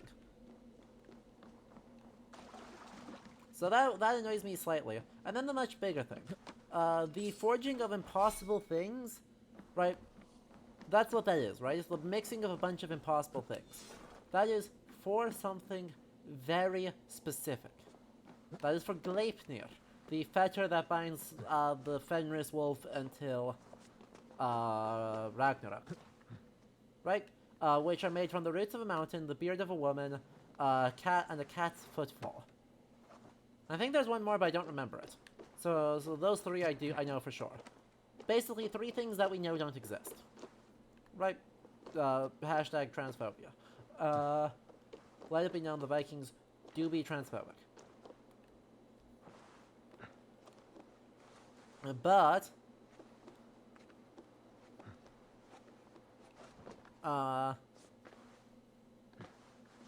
sorry, I'm trying to get him to climb in the direction I intended, while also puzzling. This doesn't go anywhere. That's not helpful. Unless if this is something? Why is that glowing? It is a mystery. Okay, well, oh, duh. That's probably why. Power of Jotunheim.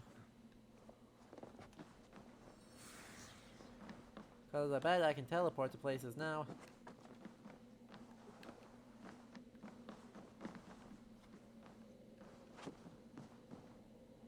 Yeah. Also, cat's footfall is definitely not that hard of a thing to hear. You know, they're bad at their jobs, deal with it. But the other part here that is important is that it's meaningful in a significant way that okay, we can just shoot these to teleport. Interesting. So is there actually one that's useful? Right, they're around, but I don't know that the around makes them actually useful.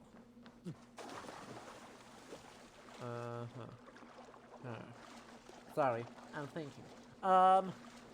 Anyway, right, the point is that it is impossible to stop Fenrir. Right, Gleipnir is able to because it is also impossible, but it is impossible to stop Fenrir from destroying the world.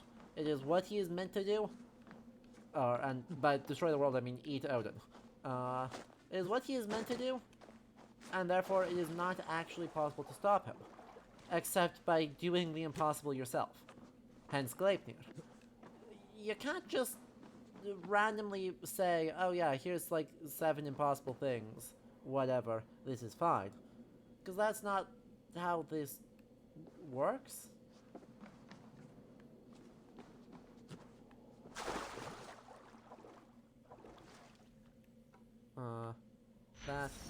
That. Teleport into there. Wonder if I can teleport into here. Yep. Got it. Hey, we do look pretty stylish right now.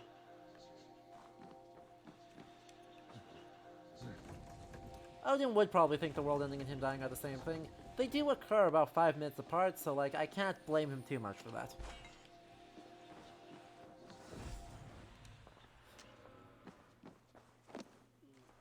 But there's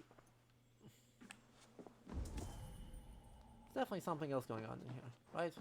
There's gotta be. Can't just go out this window. It doesn't help me with this. It doesn't put me through the barred thing. Gar.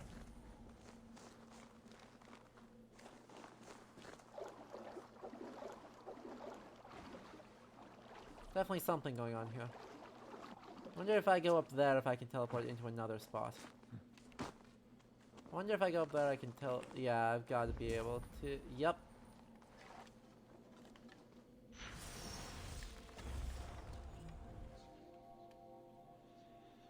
Come on, teleport. Yep, nailed it. Put it right there. That wasn't this. There were a couple paths in there. Okay.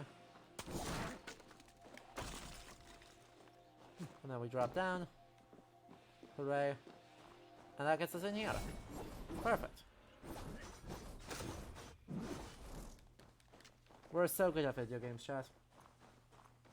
Alright, take a quick nap before your new job. Yeah, see AC. You enjoy your day at work. What else are we looking at here? Filled with desire for the necklace, Freya demanded that we give it to her as best we could. So this is a reference to the forging of the Brisingamen, which, by the way, the Brisingamen is apparently super important. Appears in like Beowulf for some reason. We don't know a whole lot about it though, to be honest.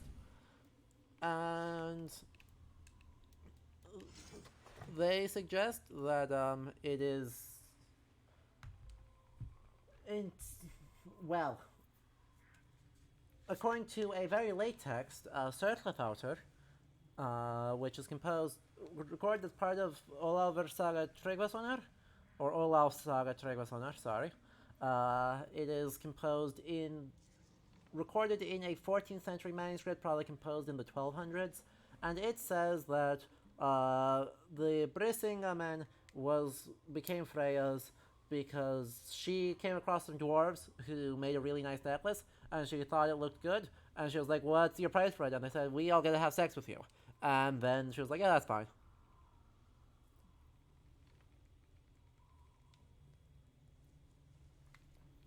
And then they did, and then she had a necklace. I don't trust this source. I do not trust this source as far as I can throw it, and that's not very far. I am rather wimpy.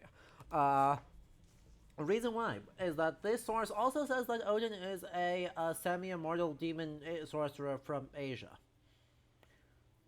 And it preserves, right, Sörlathauter, the main plot of it, tells the battle between two kings named Héðinn and Högni.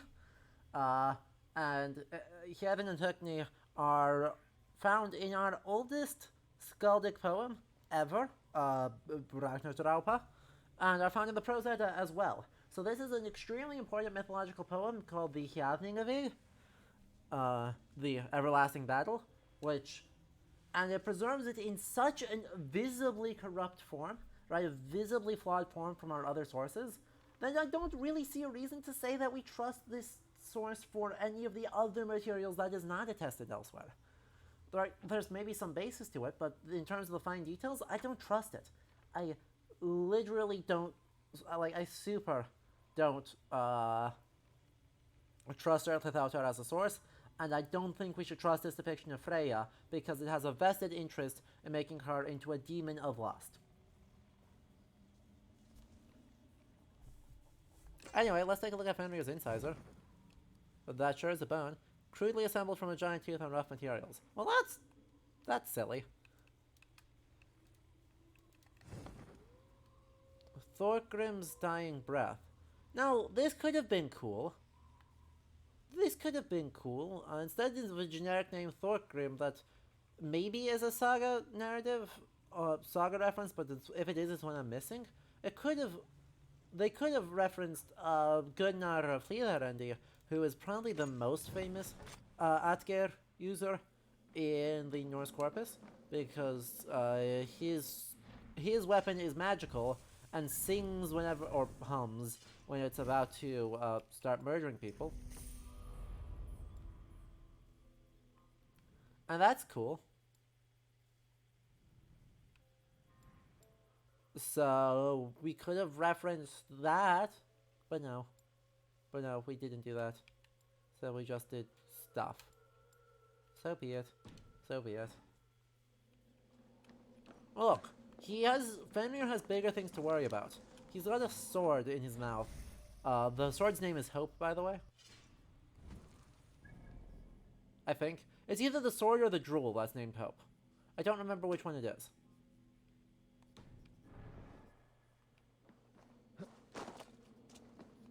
Maybe it's the River of Drool.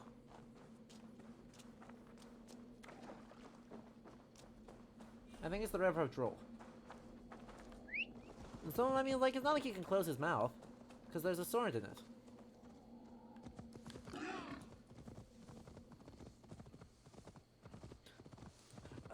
Look, Solaria, there isn't such a thing as subtle names. Alright, Boring and Geek, have a good night.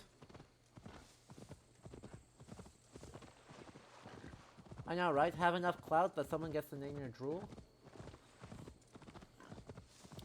Though, to be fair, I'm not sure I want that kind of clout.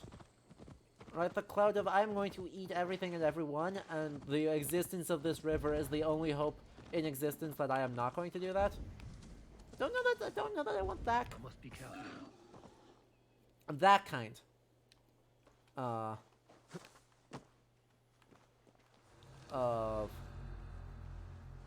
Of clout. That seems bad. Just heck. Don't tell me I just biffed that. Oh, good. I didn't biff that. I only mostly biffed that.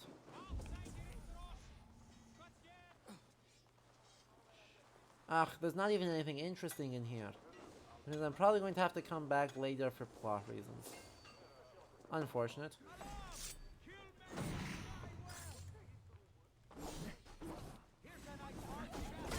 Unfortunate. No.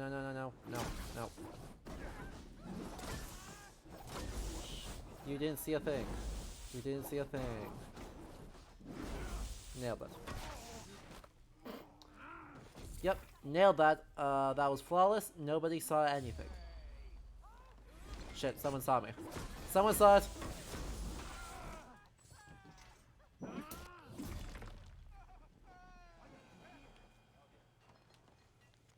Change your gear. Alright. Alright, we got you covered. What's just the worst outfit?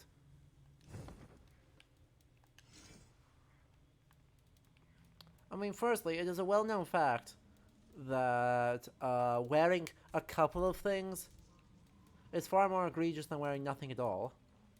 Therefore, we simply have to get the right thing. Which means first I have to take off this.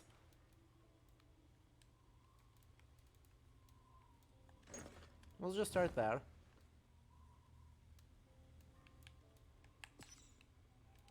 No, keep the hat on. It makes you look better.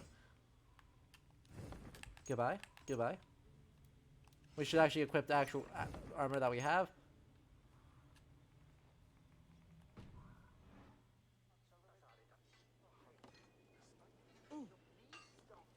A meat.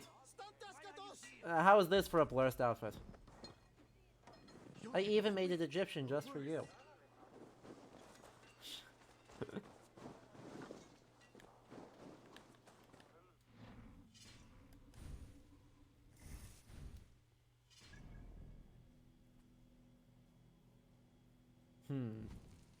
I feel like I don't have a lot of quests. Find all remaining shelters. Oh. I just have to locate all of them. Well, that's horrible. Oh, there's only one left. Okay. Well, in that case, I suppose we should actually, like, do what we're supposed to do. Or we could not. Instead, we could just run around for, like, another half an hour and do nothing of value. I think that's our plan. Nothing of value. Let's go. Thank you, Amit.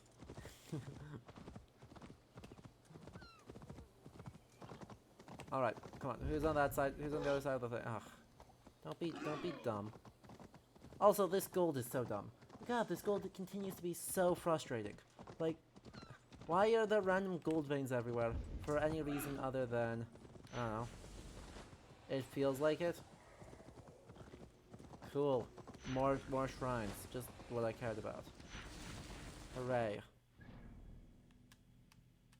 Okay, well. After that thrilling performance, let's cut across the world. Is any of this of value? I don't know. Hopefully you guys get some entertainment and some education out of it, and I lose my sanity. And, you know, if I lose all my sanity and succumb to the sweet void of mindlessness, then that's probably a win for me. Not seeing anything of this DLC yet, but are there any similarities in how this DLC treats Norse mythology and how the Ireland DLC treats Irish mythology? Not really. Honestly, there's... The closest we get is, like, basically where there are those, like, saga book pages to tell of, like, bits of Cuchulain's life and the Ulster cycle. We instead get the shrines or the forging locations of various mythological artifacts. That's about the closest we get. That's not a lot. And honestly, Wrath of the Druids does better. Of the two, of how each portrays their thing, I would much rather be playing Wrath of the Druids right now.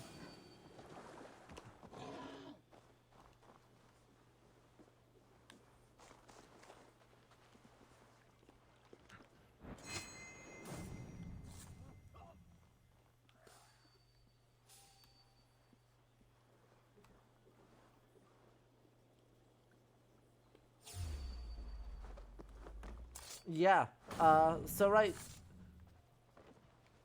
this DLC is probably better at showing some of the stuff, right? Right, this DLC is certainly better at, you know, making religious practitioners not be horrible. But in terms of the raw mythology, right, the actual stories included, they're much, right, at least the Balor fight is based off of a known identifiable misunderstanding in the source material. Which is an improvement over whatever this is.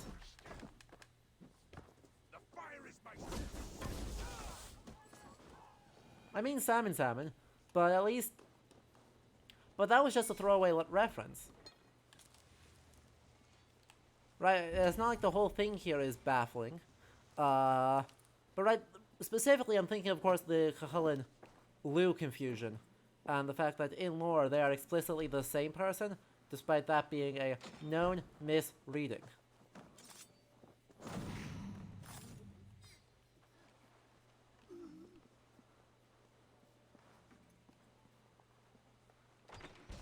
Wow, don't mind me. Get got. Also get caught. Goodbye. Nailed it. Wholesale fiction. Yes, absolutely. There is, like, nothing here. Though, I did already show you, right, that they reference harvesting mistletoe with a golden sickle.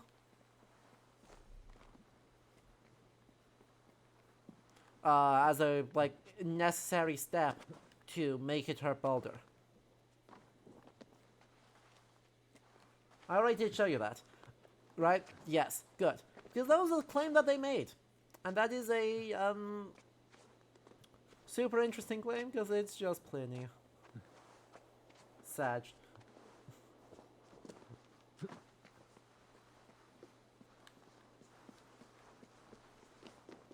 And of course, there's been actually a decent amount of people being like,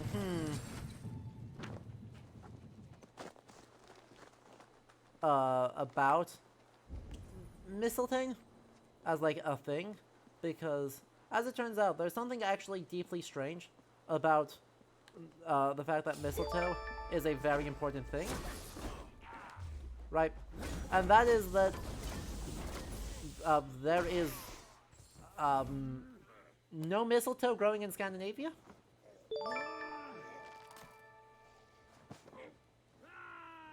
And that is kind of a problem. Right? Amazingly, if the most important thing in your mythology is the death of Baldur, who dies by something that does not grow in the area in which you live, that raises a few eyebrows.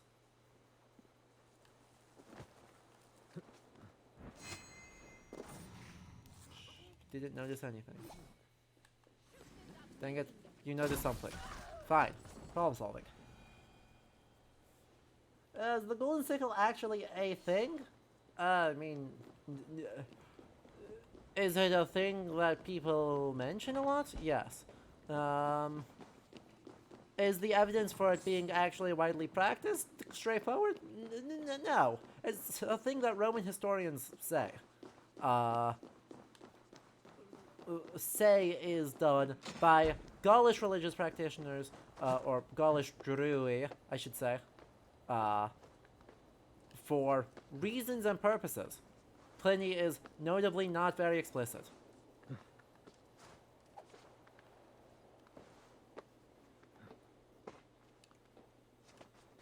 I mean, I think neither of those, Magistrissa. I think there's potentially a case of some mistranslation going on, because at least some of the sources go like, well, sword. But I can't give away all of my spicy takes for free.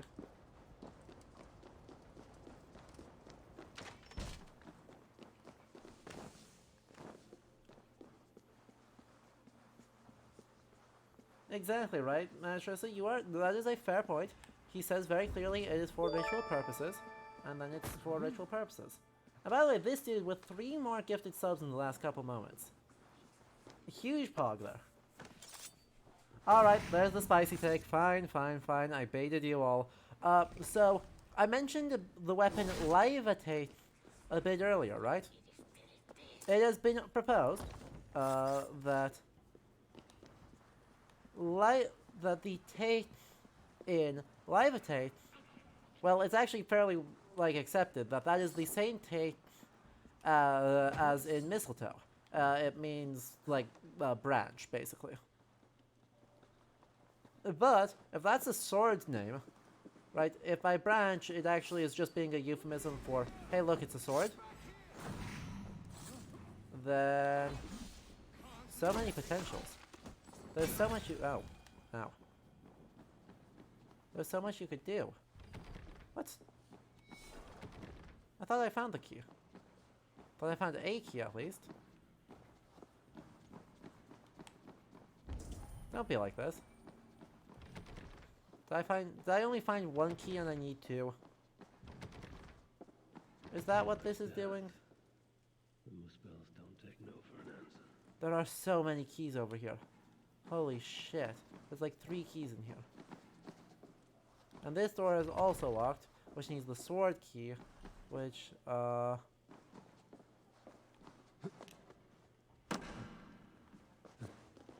guess the keys have keys.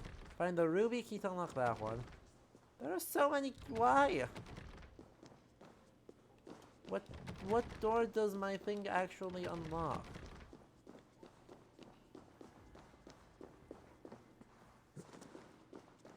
Because I know I picked up a key. Hello. Goodbye.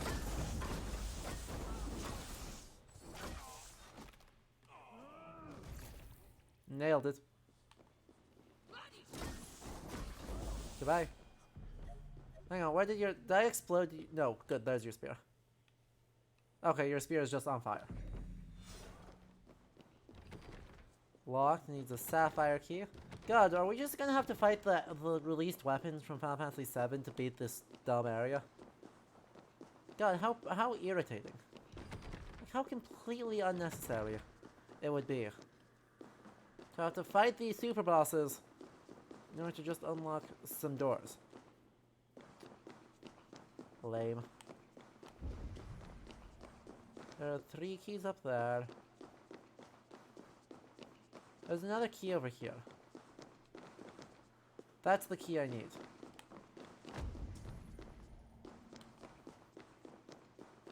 Now, how do I actually get to it? It's behind the door. Heck. Don't tell me I need a key to get to a key. Okay, I can explode that from the back, which means that there's another path in, which lets me get the thing. I want the 1 piece of gear. Literally all this is for a single piece of gear. Yes, we did in fact get a request for what if Odin just like forgot to have clothes. Rolled. No, what? Get over here. Goodbye.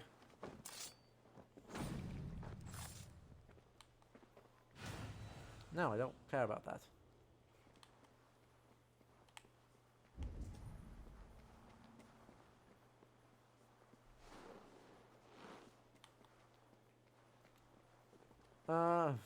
Where is anything?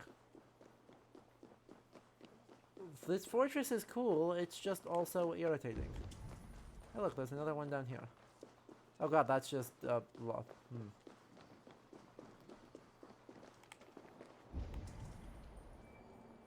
Where did that key go?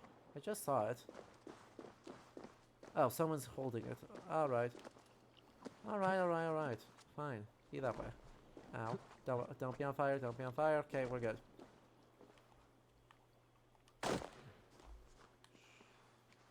No one can see a thing. See? Flawless. Absolutely flawless play. No, I don't want that either. You, sir. I demand your key. Yoink. Goodbye. That's just a second chest key. That's not even for this. What? Why? Why do you have to be like this? That just gets me into this spot. That's totally different. I mean, I'll take it, because I guess I want platinum now. Like, come on. I just opens up these 2.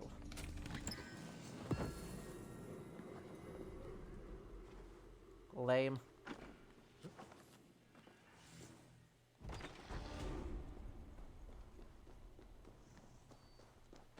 Very lame. Okay, I don't know how else I might get up there. Whatever. I accept defeat.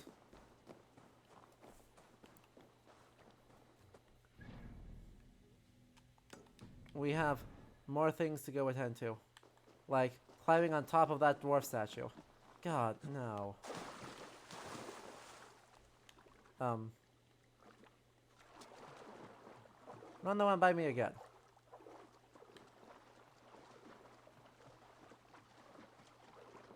Okay. Take 3. By the way, shoutouts to Crenellations for being not attested in this period yet. I mean, it's a lovely 12th or 13th, 12th century.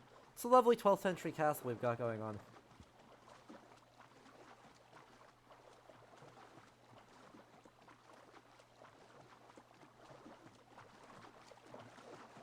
Look at it, honestly gorgeous.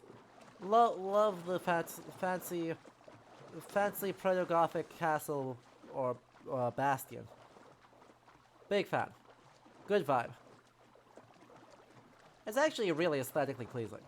I don't blame them for doing this because it is such a look. It's just a look that is like completely unthinkable in the period because duh.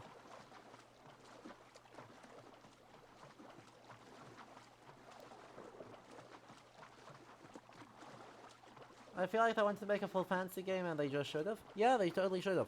They also, right, an Immortals Phoenix Rising type game, in Norse mythology, would actually be pretty amazing. Because then you don't need to worry about, you know, how do the people who worship these beings perceive them versus how do later people write about them. You know, those fun problems of source criticism. And you can just go, you know, we're just going to use the edits as our sources. And just play with those stories. And there are so many weird stories that you can tell in a game akin to Immortals. But honestly, it would really slap.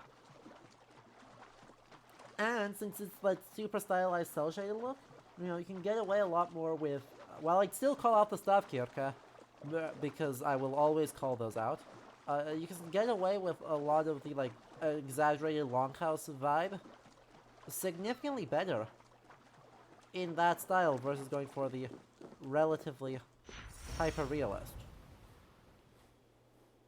So, I mean, that's what I would prefer if all the resources I got into this DLC instead went towards Immortals Thorstein Saga.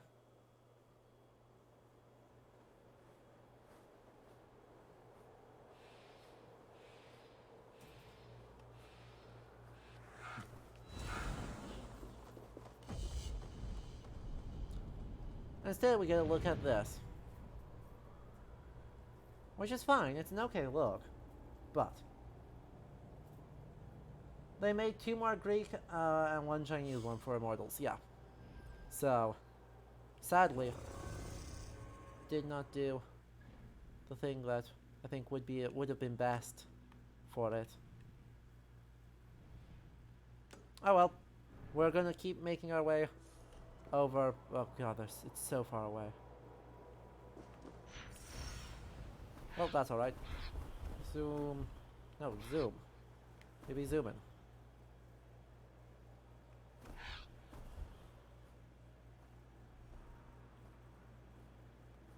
We at least make good time covering this. Oh, I do need to be careful.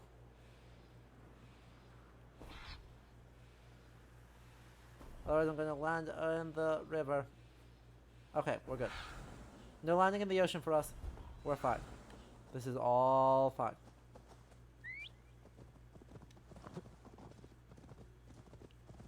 Yoink. Yoink. Yoink. Give me more power. And arrows. Yoink.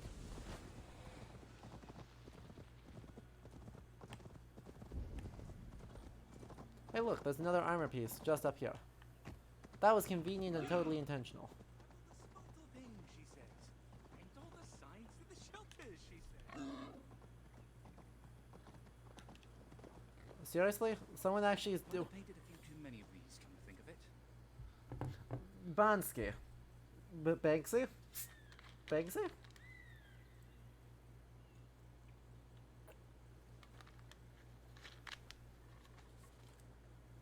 In anime about early Arthurian mythos, where Gawain can just like do weird shit like grow to the size of a tree. Big fan. Hello. Tried to sneak up on me, you frosty bastard. Not quite. Not today, Jotun. Did he just eat himself? Sir. Ha ha, Jotun. You can't fool me with your shape-shifting, even in your current ugly form. Stand your ground! You address no Jotun, you sniveling sack of... Where did he go? How do I get out of here? You all worry too much. I got baited. Sag. Zoom. Oh no. No, no, no, no, no, no, no, no, no, no. You can't be serious. Not again.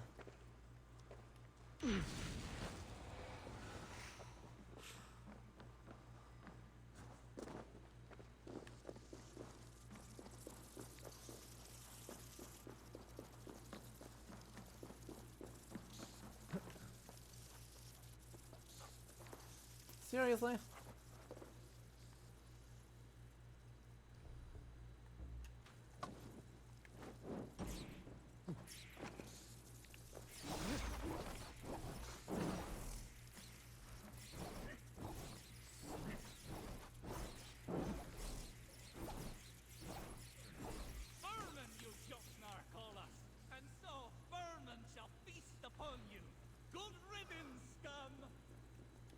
Not again.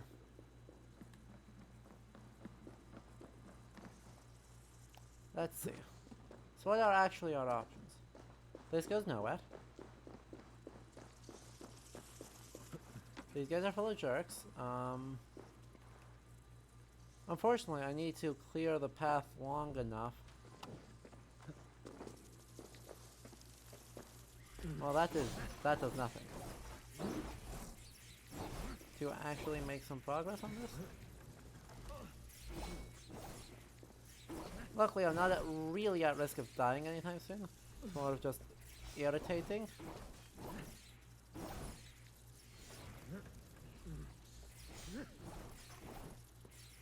Is that far enough? Can I make that jump? I cannot yet make that jump. This game does not like me making that jump. Alright.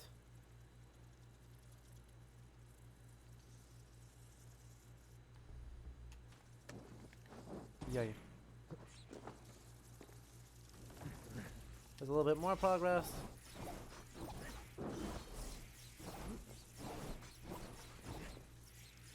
There's a little more progress. Try it again. Come on. No, no, no, no, no. Heck.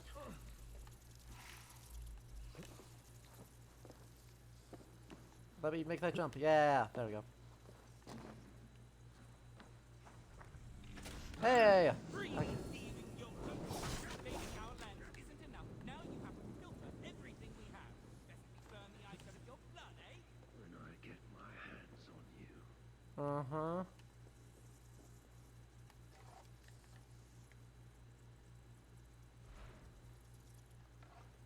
Unfortunately, they do not follow Indiana Jones logic and do not run from torches.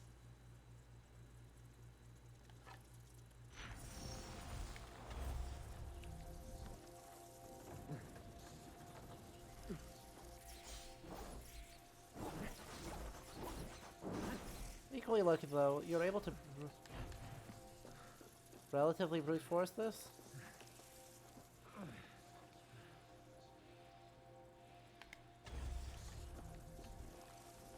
I have bested your trap, coward!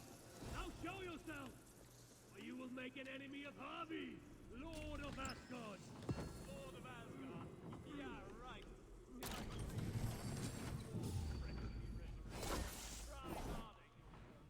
Uh-huh. What dumbass traps? Hey, guess what? That's all gonna light on fire. Unless I light on fire first. What?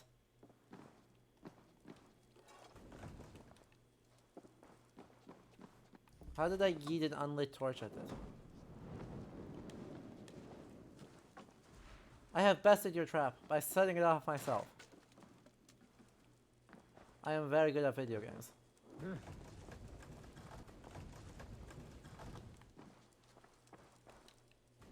An ice cold take.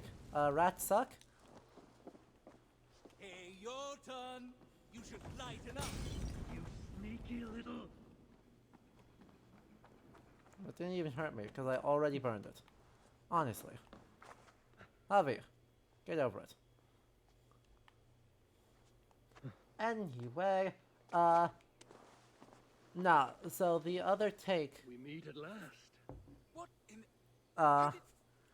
is, No of Jotun course, has the ever outsmarted rats my trap.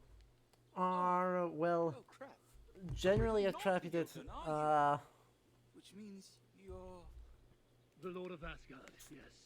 And in no mood for such trickery. Even though I must admit... Right, the spicy take here is about all the plague that we saw in Siege of Paris, and the implication of the same here, of the devouring rat swarms. That's just not how rats do. That's like that's not how rats do, and I'm very tired of seeing the sentient rat swarm as Before the invasion, I was the an artist. point, Some clever clogs reckoned I should paint all the and signs the to all implications wolf of, shelters. oh yes, And that's we how will I just, found they this will empty shelter turn here. devourers I of thought I'd all use it to get a little things, payback, you know? and therefore Some probably also Jotuns spread are plague and lesser. disease and be Admittedly, bad, and it's not just a most sign of efficient general means of ruin. revenge, but The rats deserve better than every this. journey begins with a single step, eh? Still, never thought I'd catch an arseer in my trap. Unintentionally. Rats deserve better. Rats are cuter than All this. you called Even was my wild ones. attention, and perhaps a tiny sliver of my respect. Then if you'll indulge me, what went wrong? What was the failure in my trap?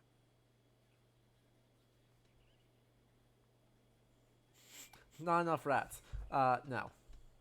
You're far from the first trickster I've tangled with, and you have much to learn to be worthy All right, of the Blues. title. Everyone's a Thank critic. you. Thank you. There was no failing. Other than your prey was the wisest and most cunning of all beings in the 9 realms. I mean, that's fair. Honest, too. Another of my attributes. That's fair. You underestimate your enemy.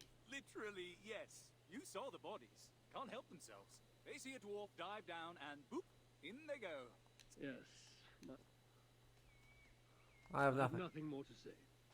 But you should look your prey in the eye. This is true. You should let them know who bested you. who's bested them. You absolutely Ah, should yes. say that. Get within reach of someone, a far bigger someone, with an increasing desire to kill me. No, no, no. See, What a terrific you idea. shouted. In You. any case, I am no warrior, and this shelter here is all I have No, with which Banksy. to fight back. All I Bansky. have are my wits, my anger, and my shelter. Then what more do you need? Good hunting, Bansky. And to you, But. Thing is, there is another way. Right? You can shout your name from a safe distance as they are dying, so that they know who you are before they die. This is well attested, and is in fact good practice. Right? So probably the clearest example of that is in A Saga Skatlegrimsson, where they go, hey, where Aet, as a young man, goes around and is stealing a lot of shit. Effectively just stealing a bunch of shit. And on one such expedition, he comes at night and he and his companions steal all the stuff, and then he feels bad about it. So he runs back and he lights it all on fire and shouts out his name as he lights everything on fire. Because that is a better thing to do. Note, it is inconclusive whether this was actually a better thing to do or whether Ayat was just completely fucking mad.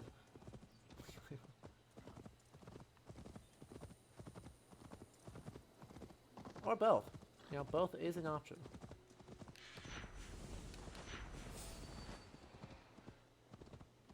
God, there's another blue dot over there. All I want are the, I want armor, because armor might be helpful, or it might be terrible, but it might be good. And I want the smith sides. Give me a smith side? Ah, that's just an altar. That's a waste of time. Boo! Oh, heck. It's up there? No. No, they didn't. Why did they do that? Why?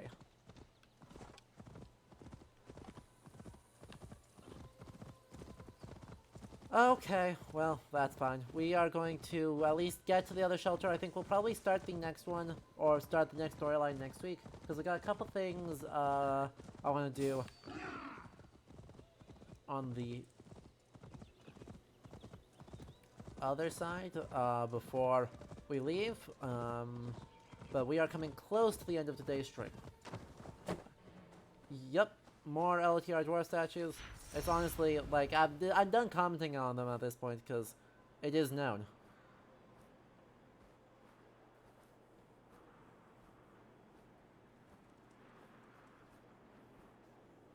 They are what they are, and what they are is silly.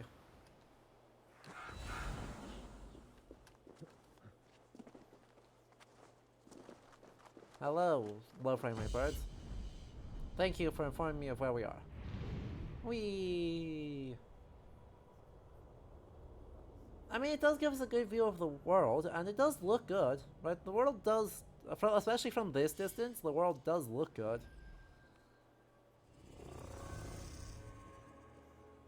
Which is not nothing.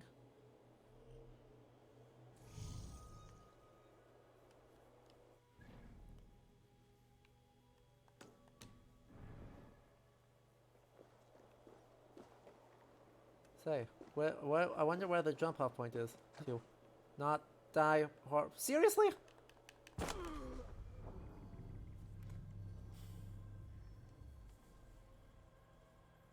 I got baited, chat. I got baited. Again, this is the second time Odin has decided to bonk on the edge of the cart of hay.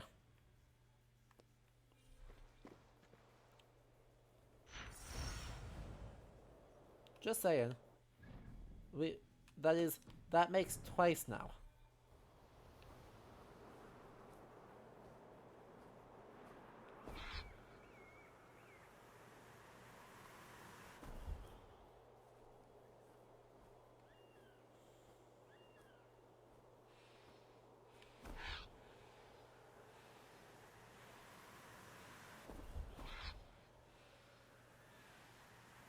And just keep going down, don't mind me. Nailed it. Come on, kill our own bird. Yoink. Got it. Nailed it. Easy peasy. And what else do we get? Another dwarf in distress? God, give me different content, please. Okay. So be it. 9 points? Aw, thank you. Graceful somersault with a half twist into a face first and back with the ground at a broken neck. 9 points. Do love that dearly. Okay.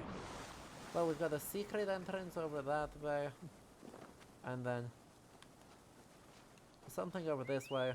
And together that would seem to suggest that we're heading this direction.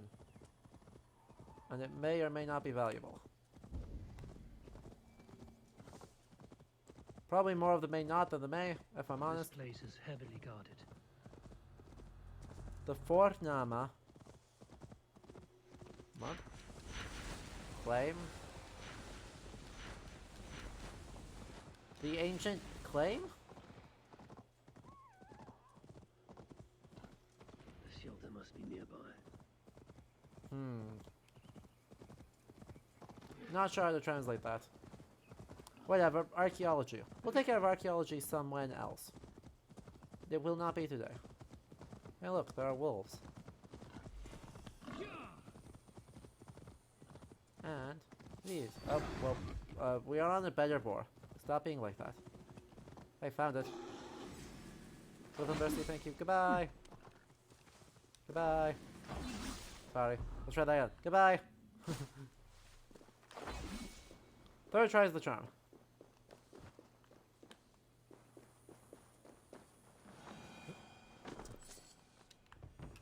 Why did you just, like, yeet yourself off that?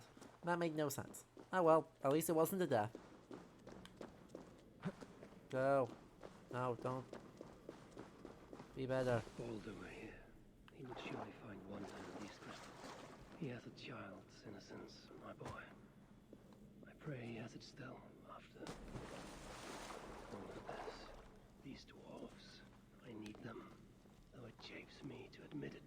Be gracious, Harvey. Humble and patient. Ooh, Javi. That's not a good look for you. Don't like that. Don't do that.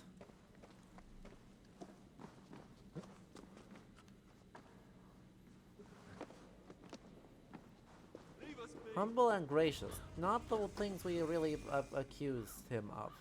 You know? Very difficult to accuse him of that. But Oh, good day. You're very It's a tragedy, no doubt. I would welcome a... I'm a blacksmith. Uh-huh. Good as any man. Business was bad. Okay. No one gave me a chance. Thought a woman's hammer top. Then, the invasion. The finest armor. Okay. I actually don't care. As it turns out, I thought I cared. I don't care.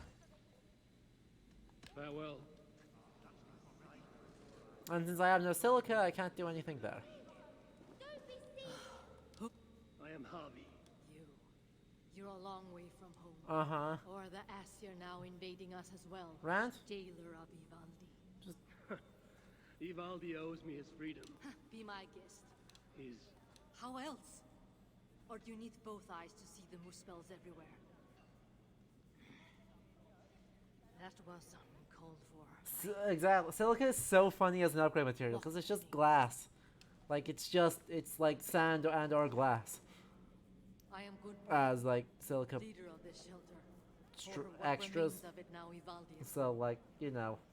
He was trying to make contact with the other Nice shelters. Rissa. Oh god. There was What an if ambush, we lost modded the soldiers, game and something so that else, everyone was a Muppet something worse. A creature of except for fire one and fury. person? Who is it? Devoured Ivaldi whole. No doubt bred in Surtur's dungeons. Perhaps with Loki's aid, before I could make him my captive.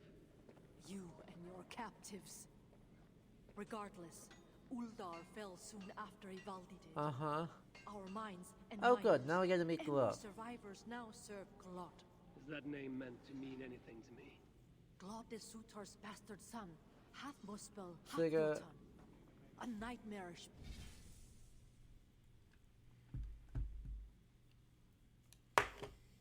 They didn't just say that.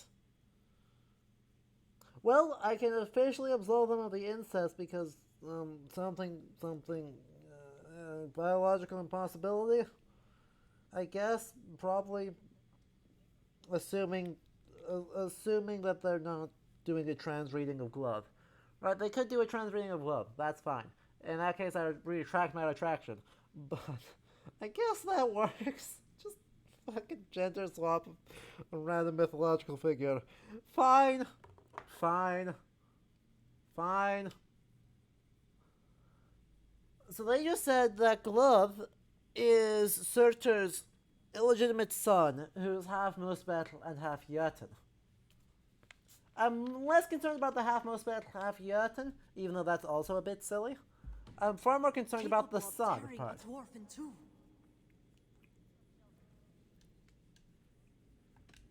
An unthinkable end for anyone, whether warrior or otherwise. I saw it with my own eyes.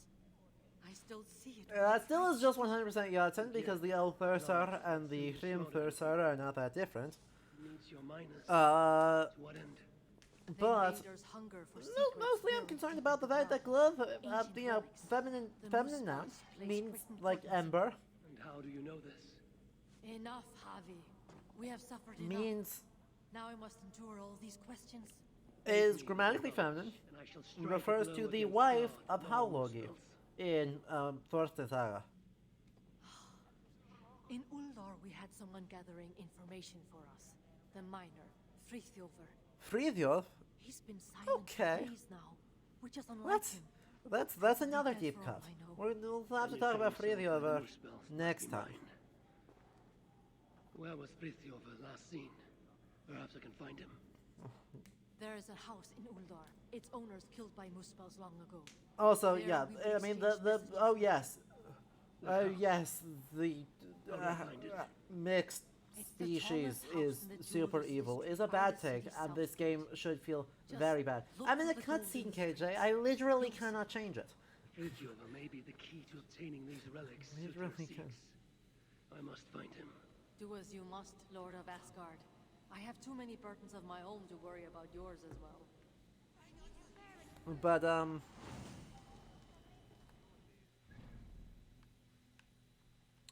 for I guess some strange and bizarre reason,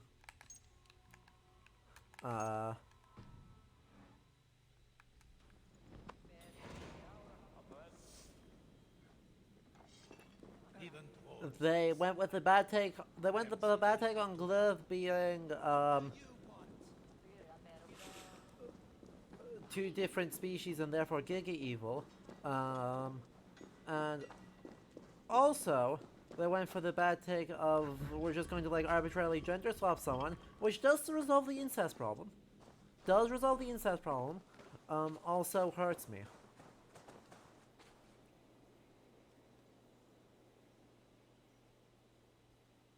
The dwarves. They are dear to me. I remember when they first wriggled free from Emu's flesh, even as they forced the dying breath out of his cloak. Took pity on them, gave them with reason. For this, they will always be in my heart, and in my debt. You didn't give them with reason, though. What Sognir did that? Ivaldi is dead. A pity. But Uldar may yet reveal something of value that I can trade for Balder, or use against Surtur. So, yeah. I'm also not a fan of mixed equals evil. And yet, here we are again, having done it. Oh well. Now, we are not going to start the next quest line here. We will stand on the bridge here instead. But that's because I want to take a look at something. We got... Loki and because I IGN... brought Balder here Stop once it. to Uldar Stop. when he was just a boy. Stop. Now Stop both talking. are captives. Loki deservingly by my hand, Stop. and Balder I by wanna- Surtur's. I want to do a video react. I want to do... stop. Yep. Didn't Thor kill his dwarf or two just because they were annoying? Yes. He yeeted one into Baldur's funeral pyre, because he could. That was truly the extent of the given justification. And then he also murdered one in Alvismaul, a probably dwarf named Alvis, all wise, wanted to marry Thrud, Thor's daughter, and Thor tricked him to talking so long they turned to stone. By answering questions about the cosmology, like usual. Anyway, let's tab over here, because I want to take a look. Reacts, Dawn of Ragnarok, IGN. 1 week ago, so just before it launched, we actually did get an Experts React video that is very helpful. Assassin's Creed Valhalla's third So I want to take a look at it quick, because the person doing the reacting is, well, we'll meet him very soon, but is someone I personally know, have a lot of respect for, and I am very curious as to what lessons we're taking here. So, we're just going to wrap up the stream with this bit as something a little bit different. Okay?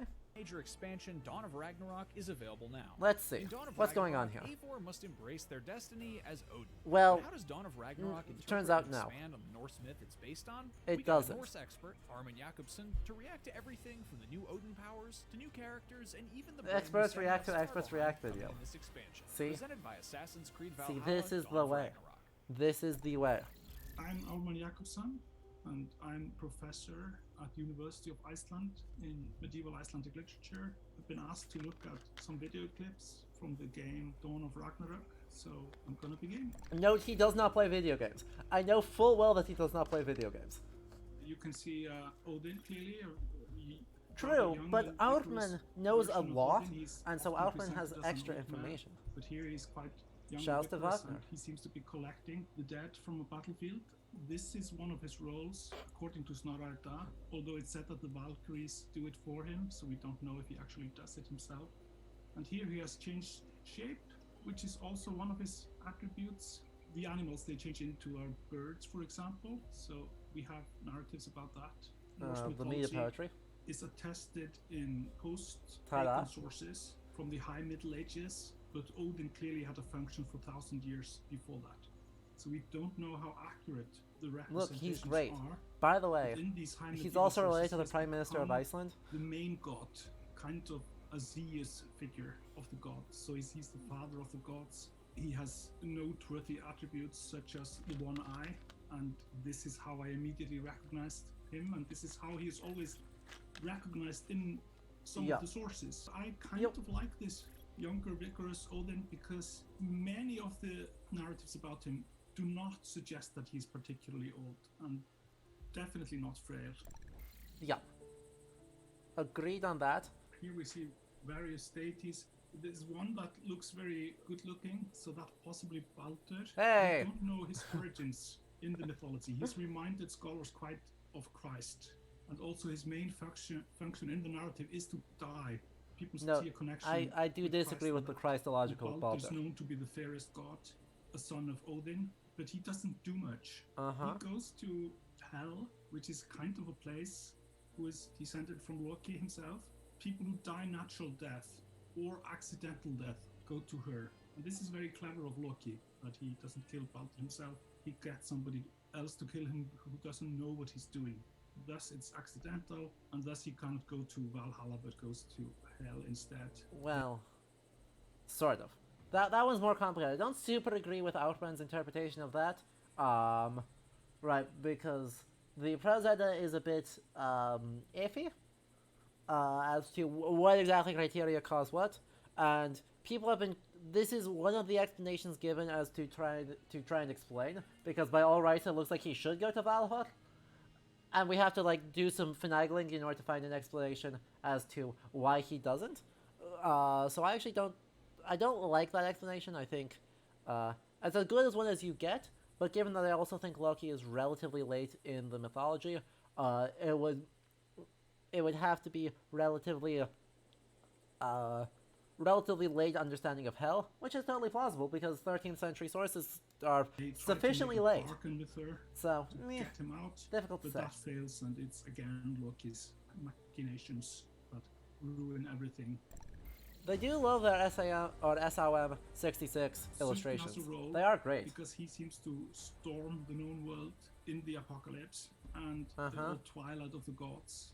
He's quite large in that picture, and possibly he is, but it is unclear, and all dimensions are extremely unclear. True. They were not good at telling us the dimensions in that age. He's a nebulous figure. Like, he doesn't appear much in narratives, but mostly connected with the apocalypse. He shows up in 2 poems. That's it. Described as somebody made out of fire. So this portrayal of him is very close to the sources. I agree with that too. One of the forces who destroy the world eventually. Well, specifically volcanic. Fell soon after Ivaldi did. Our mines and miners. Hey, look, we just saw that. Literally 5 minutes ago. Meant to mean anything to me. Glod is Sutar's bastard son, half Muspel, half Jotun. Terrible. Terrible sentence. I still hate this sentence. Hearing it again, I still hate it. Very prominent in the mythology, and they're not present in Icelandic folklore at all. So we have only like the Eddic dwarfs, and there are about 7 dwarfish characters in the Edda, and they have quite diverse roles. Some are carpenters, and this is something we often associate with dwarfs in our age. Alvis, Fjallar, Gjallar, Brock, Sindri, indeterminate number of sons of Ivaldi. It's kind of hard to make generalizations about dwarfs given how few of them actually appear. There is another strange... Did it just start raining on me in game? Game chill. Apologies. I got distracted by rain sounds due to weather effects. That enters medieval Icelandic literature, and this outfit is great. Strain, where dwarves have a clear function as supernatural helpers, and this is something that eventually we see in the fairy tales like Snow White and the 7 dwarfs. There are 4 dwarfs that are said to hold the world up, so maybe they were quite significant. But here they're really threatened by this Glod character. You get a chance. Kill him. Jötnar, the Blue Man Group. I want to see him react to the Blue Man Group. The Jötnar, they do have an important, foundational role. Look at them go. They're supposed to be old, and that, of course, means they are knowledgeable. They have some kind of relationship with power, which is interesting. It's easy to use fantasy here, because the sources don't really say that much. Whether they're giants or not, it seems clear, but clearly they're terrifying figures, and associated, of course, with Frost. Snorri begins with a very strange description of fire and frost and how they somehow combine to make the world. Yes. You know, the elements in general are very... But remember, he hasn't played the game for 145 hours, Magister, so he still has his sanity. You should be wary of them. Why wouldn't I remember? And also, given that this was actually officially sponsored, he's required to say, things about the history instead of just complaining about how badly they butchered it. Also, it's Outman. Outman is a sweetheart. Yeah, this is fun. Clearly, this one is quite rebellious, but they're sort of connected with Odin. They're sort of his servants. Their main role is going to the battlefield, choosing the right Also, they can edit things, yes. They would edit things out. You can see some of the cuts. If that is done so, the relationship with war, with battle, is so clearly stated. in all the sources. He got me a job I think once. it's possible that some of them might have been disruptive. The job forgot to pay me, Death but is he did very get me the important, job and once. Death is in a way kind of a start. The servants of Odin who go to his kingdom to keep on fighting. That's what they do. They keep on fighting. Whatever, it doesn't seem very glamorous to us, but clearly that was seen as a very good thing to be able to fight forever. Yep. Odin has a very strong connection with ravens. I don't know why we're murdering them though. The first thing that's mentioned about him is that he's served by 2 wolves and 2 ravens. Gary and who Flecky give him and Kieran and tidings. Munin, by the way. Ravens are also mentioned very often in connection with battle. In the kennings, dead warriors are referred to as food of the raven. The ravens No, this was a case is proofreading job. One of his friends was writing a book on World War II and Iceland's role in it, and they wanted a native English speaker to things proofread that it, Odin and then they didn't pay me. Which is like death, battle, and possibly poetry because ravens are so popular in kennings. Yeah, Odin is a raven god. He's called that. Like, that's one Ragnarok. of the names for Odin is raven god.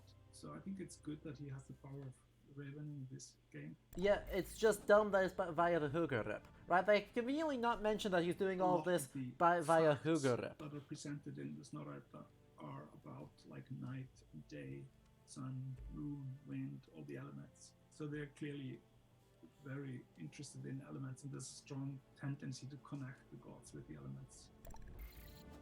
Okay. The dead are seen as very hard to control, and even in the law codes of Norway and Iceland. Hey, we gotta talk about spoken Draga. resurrecting No, the dead that I is a think particularly that dangerous thing to do. it's Yeah, not there at is all a- clear to me a that they whole deliberately sarcasm. didn't pay me The so dead much seem as to be fighting with the sorcerers. we had a bit There of seems to be a great right. fear of like fiddling too much. I with don't that. really know what The happened dead of actually. Iceland are almost like But the right, vampires in it Eastern wasn't Europe, that they ghosted me. It but was they that can like be very suddenly hostile, 3 months and they can passed and I got attack you kicked out of the country and physically. then didn't follow up with them. So there's reason to be scared of them. I've read a lot of the shape-shifting narratives and written about them, and it's so unclear what it is. Like, what is shape-shifting? Do True. you turn into an actual animal, or what do you do? Like, Is- is it the mind? Is it the body? No, they said There they were gonna are pay me about facts 5,000 where kroner. it's entirely Uh, unclear and whether those an never actual wound up in my bank transformation account, so into an animal eh, is taking place, whatever. It was like or 2 years if ago. it's Who only cares? partial, It was or $50 if bucks. the mind changes at all, or if it's just the body. Things are left vague intentionally. So I think like Listen to Odin as a shapeshifting instead. It's shape-shifting way god, cooler. I think this like depiction is very much in line with how medieval authors saw him as somebody who would like always in fact be kind of disguised. Yeah, I agree with that. I want to further elaborate on his point on that. I think he's right on the money there of that, like, disguising being something that, like, physically, right, not only, like, outwardly changes you, but then also inwardly changes you, and that internal and external kind of loop. It's something Outman has written a ton about. But I want to further reinforce that, one of the most common names used as disguises in Iceland is Gestur, just guest.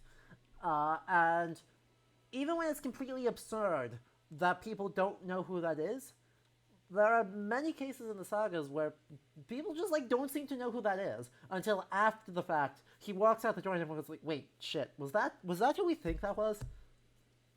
And it's like, for some reason, changing your name seems to, like, socially put on a disguise seems to physically put on a disguise. And there's a bunch of epic poems where exactly that happens, right? In Fjölviðr, Fjölviðr is a disguised name for Svipdagar. So, that he hides himself. In Baldur's Draemur, Odin disguises himself, and it works until the very end when he pushes too hard. So, you hide, for some reason, right, that in physical space, a name change is also an outward disguise, so those two end up being super intertwined. And I actually do agree with him that, right, while the Hugorip as a mechanical justification is really dumb, the idea that Odin is the one able to do this makes a lot of sense.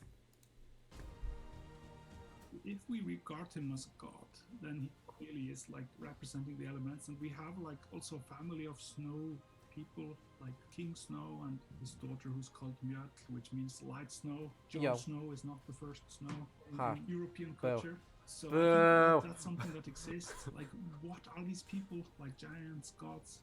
That's often left quite vague.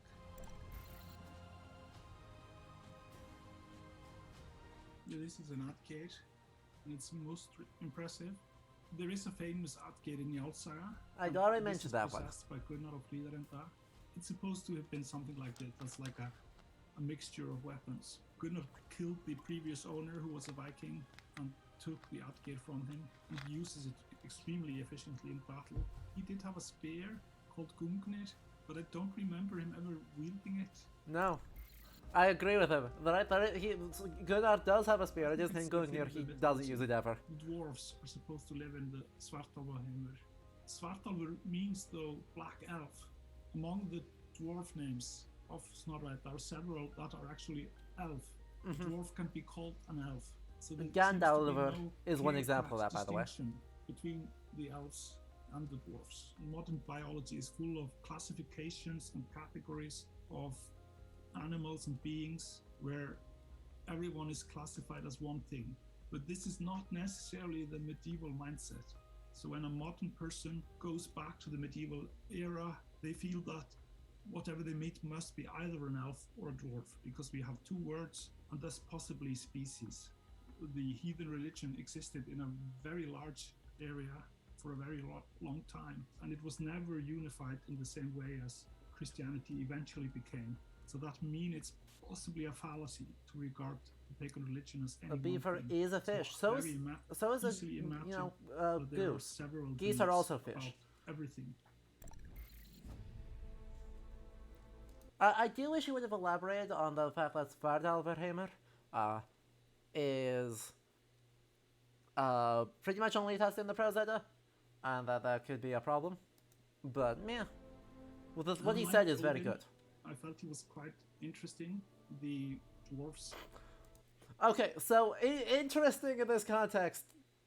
You know what that means. Possibly a bit traditional, like there's these traditions in dwarfs and giants.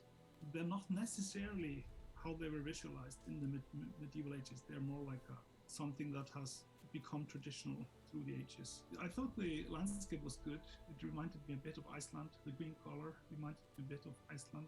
On the whole, I thought the imagery was quite impressive. That being said, I haven't really been playing computer games much. So, like, I remember the 80s computer games, and they've certainly evolved quite a lot. All of us are very happy for Old Norse being a part of this, and also I think it's good to, in some way, go back to the medieval sources, because, like, Marvel has done its own thing with it, and that's not necessarily how things are in the older sources. I don't regard any medieval source as the truth about these gods. Like, they are full of contradictions, even within the same source. There's no picture, and I don't think we even should look for it, like the truth about how the pagan religion was, because I think it always was, quite diverse. Each region had its own version of these. Yeah, Solaria. It's got a similar vibe, more complicated, more middling. Been several Odins, but I guess it's not a bad point of comparison. Assassin's Creed Valhalla. So, but in Iceland, it can also be actually genuinely interesting. Right, it can be both be, I don't like this, but I won't say so, and I actually did like this, and here's why. So, good luck telling which one's which.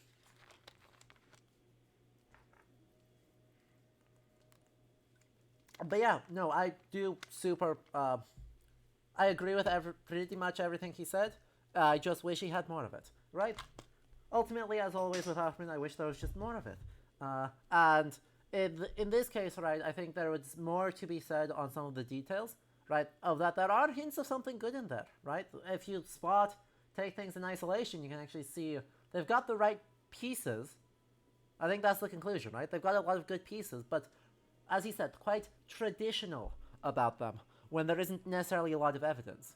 And so, really a place where we can actually see where the boundaries of those of that like knowledge of the sources and the discourse around them goes, and when they're bringing in other media, other ideas to bring them in. So, you know, super, super cool, and Alfred knows more than I do, which is always helpful. Something about doing this for far, far, far, far, far longer. Anyway, that's what we're going to wrap up stream for today. Unless there are closing thoughts, last minute redemptions, all that jazz. Otherwise, I do want to let you guys know that we'll not actually be streaming on Sunday. Usually we stream Friday, Sunday, Tuesday. We're not streaming this Sunday because I have 3 big assignments due this week. All of my homework decided to be due at the same time, so I need to take a day. Take a day to actually make sure that all gets done. So, you know, sanity check. Sanity check is I suspect next time we'll have far more pain, far more active pain. In this one we had very little active pain and a lot of quiet ennui.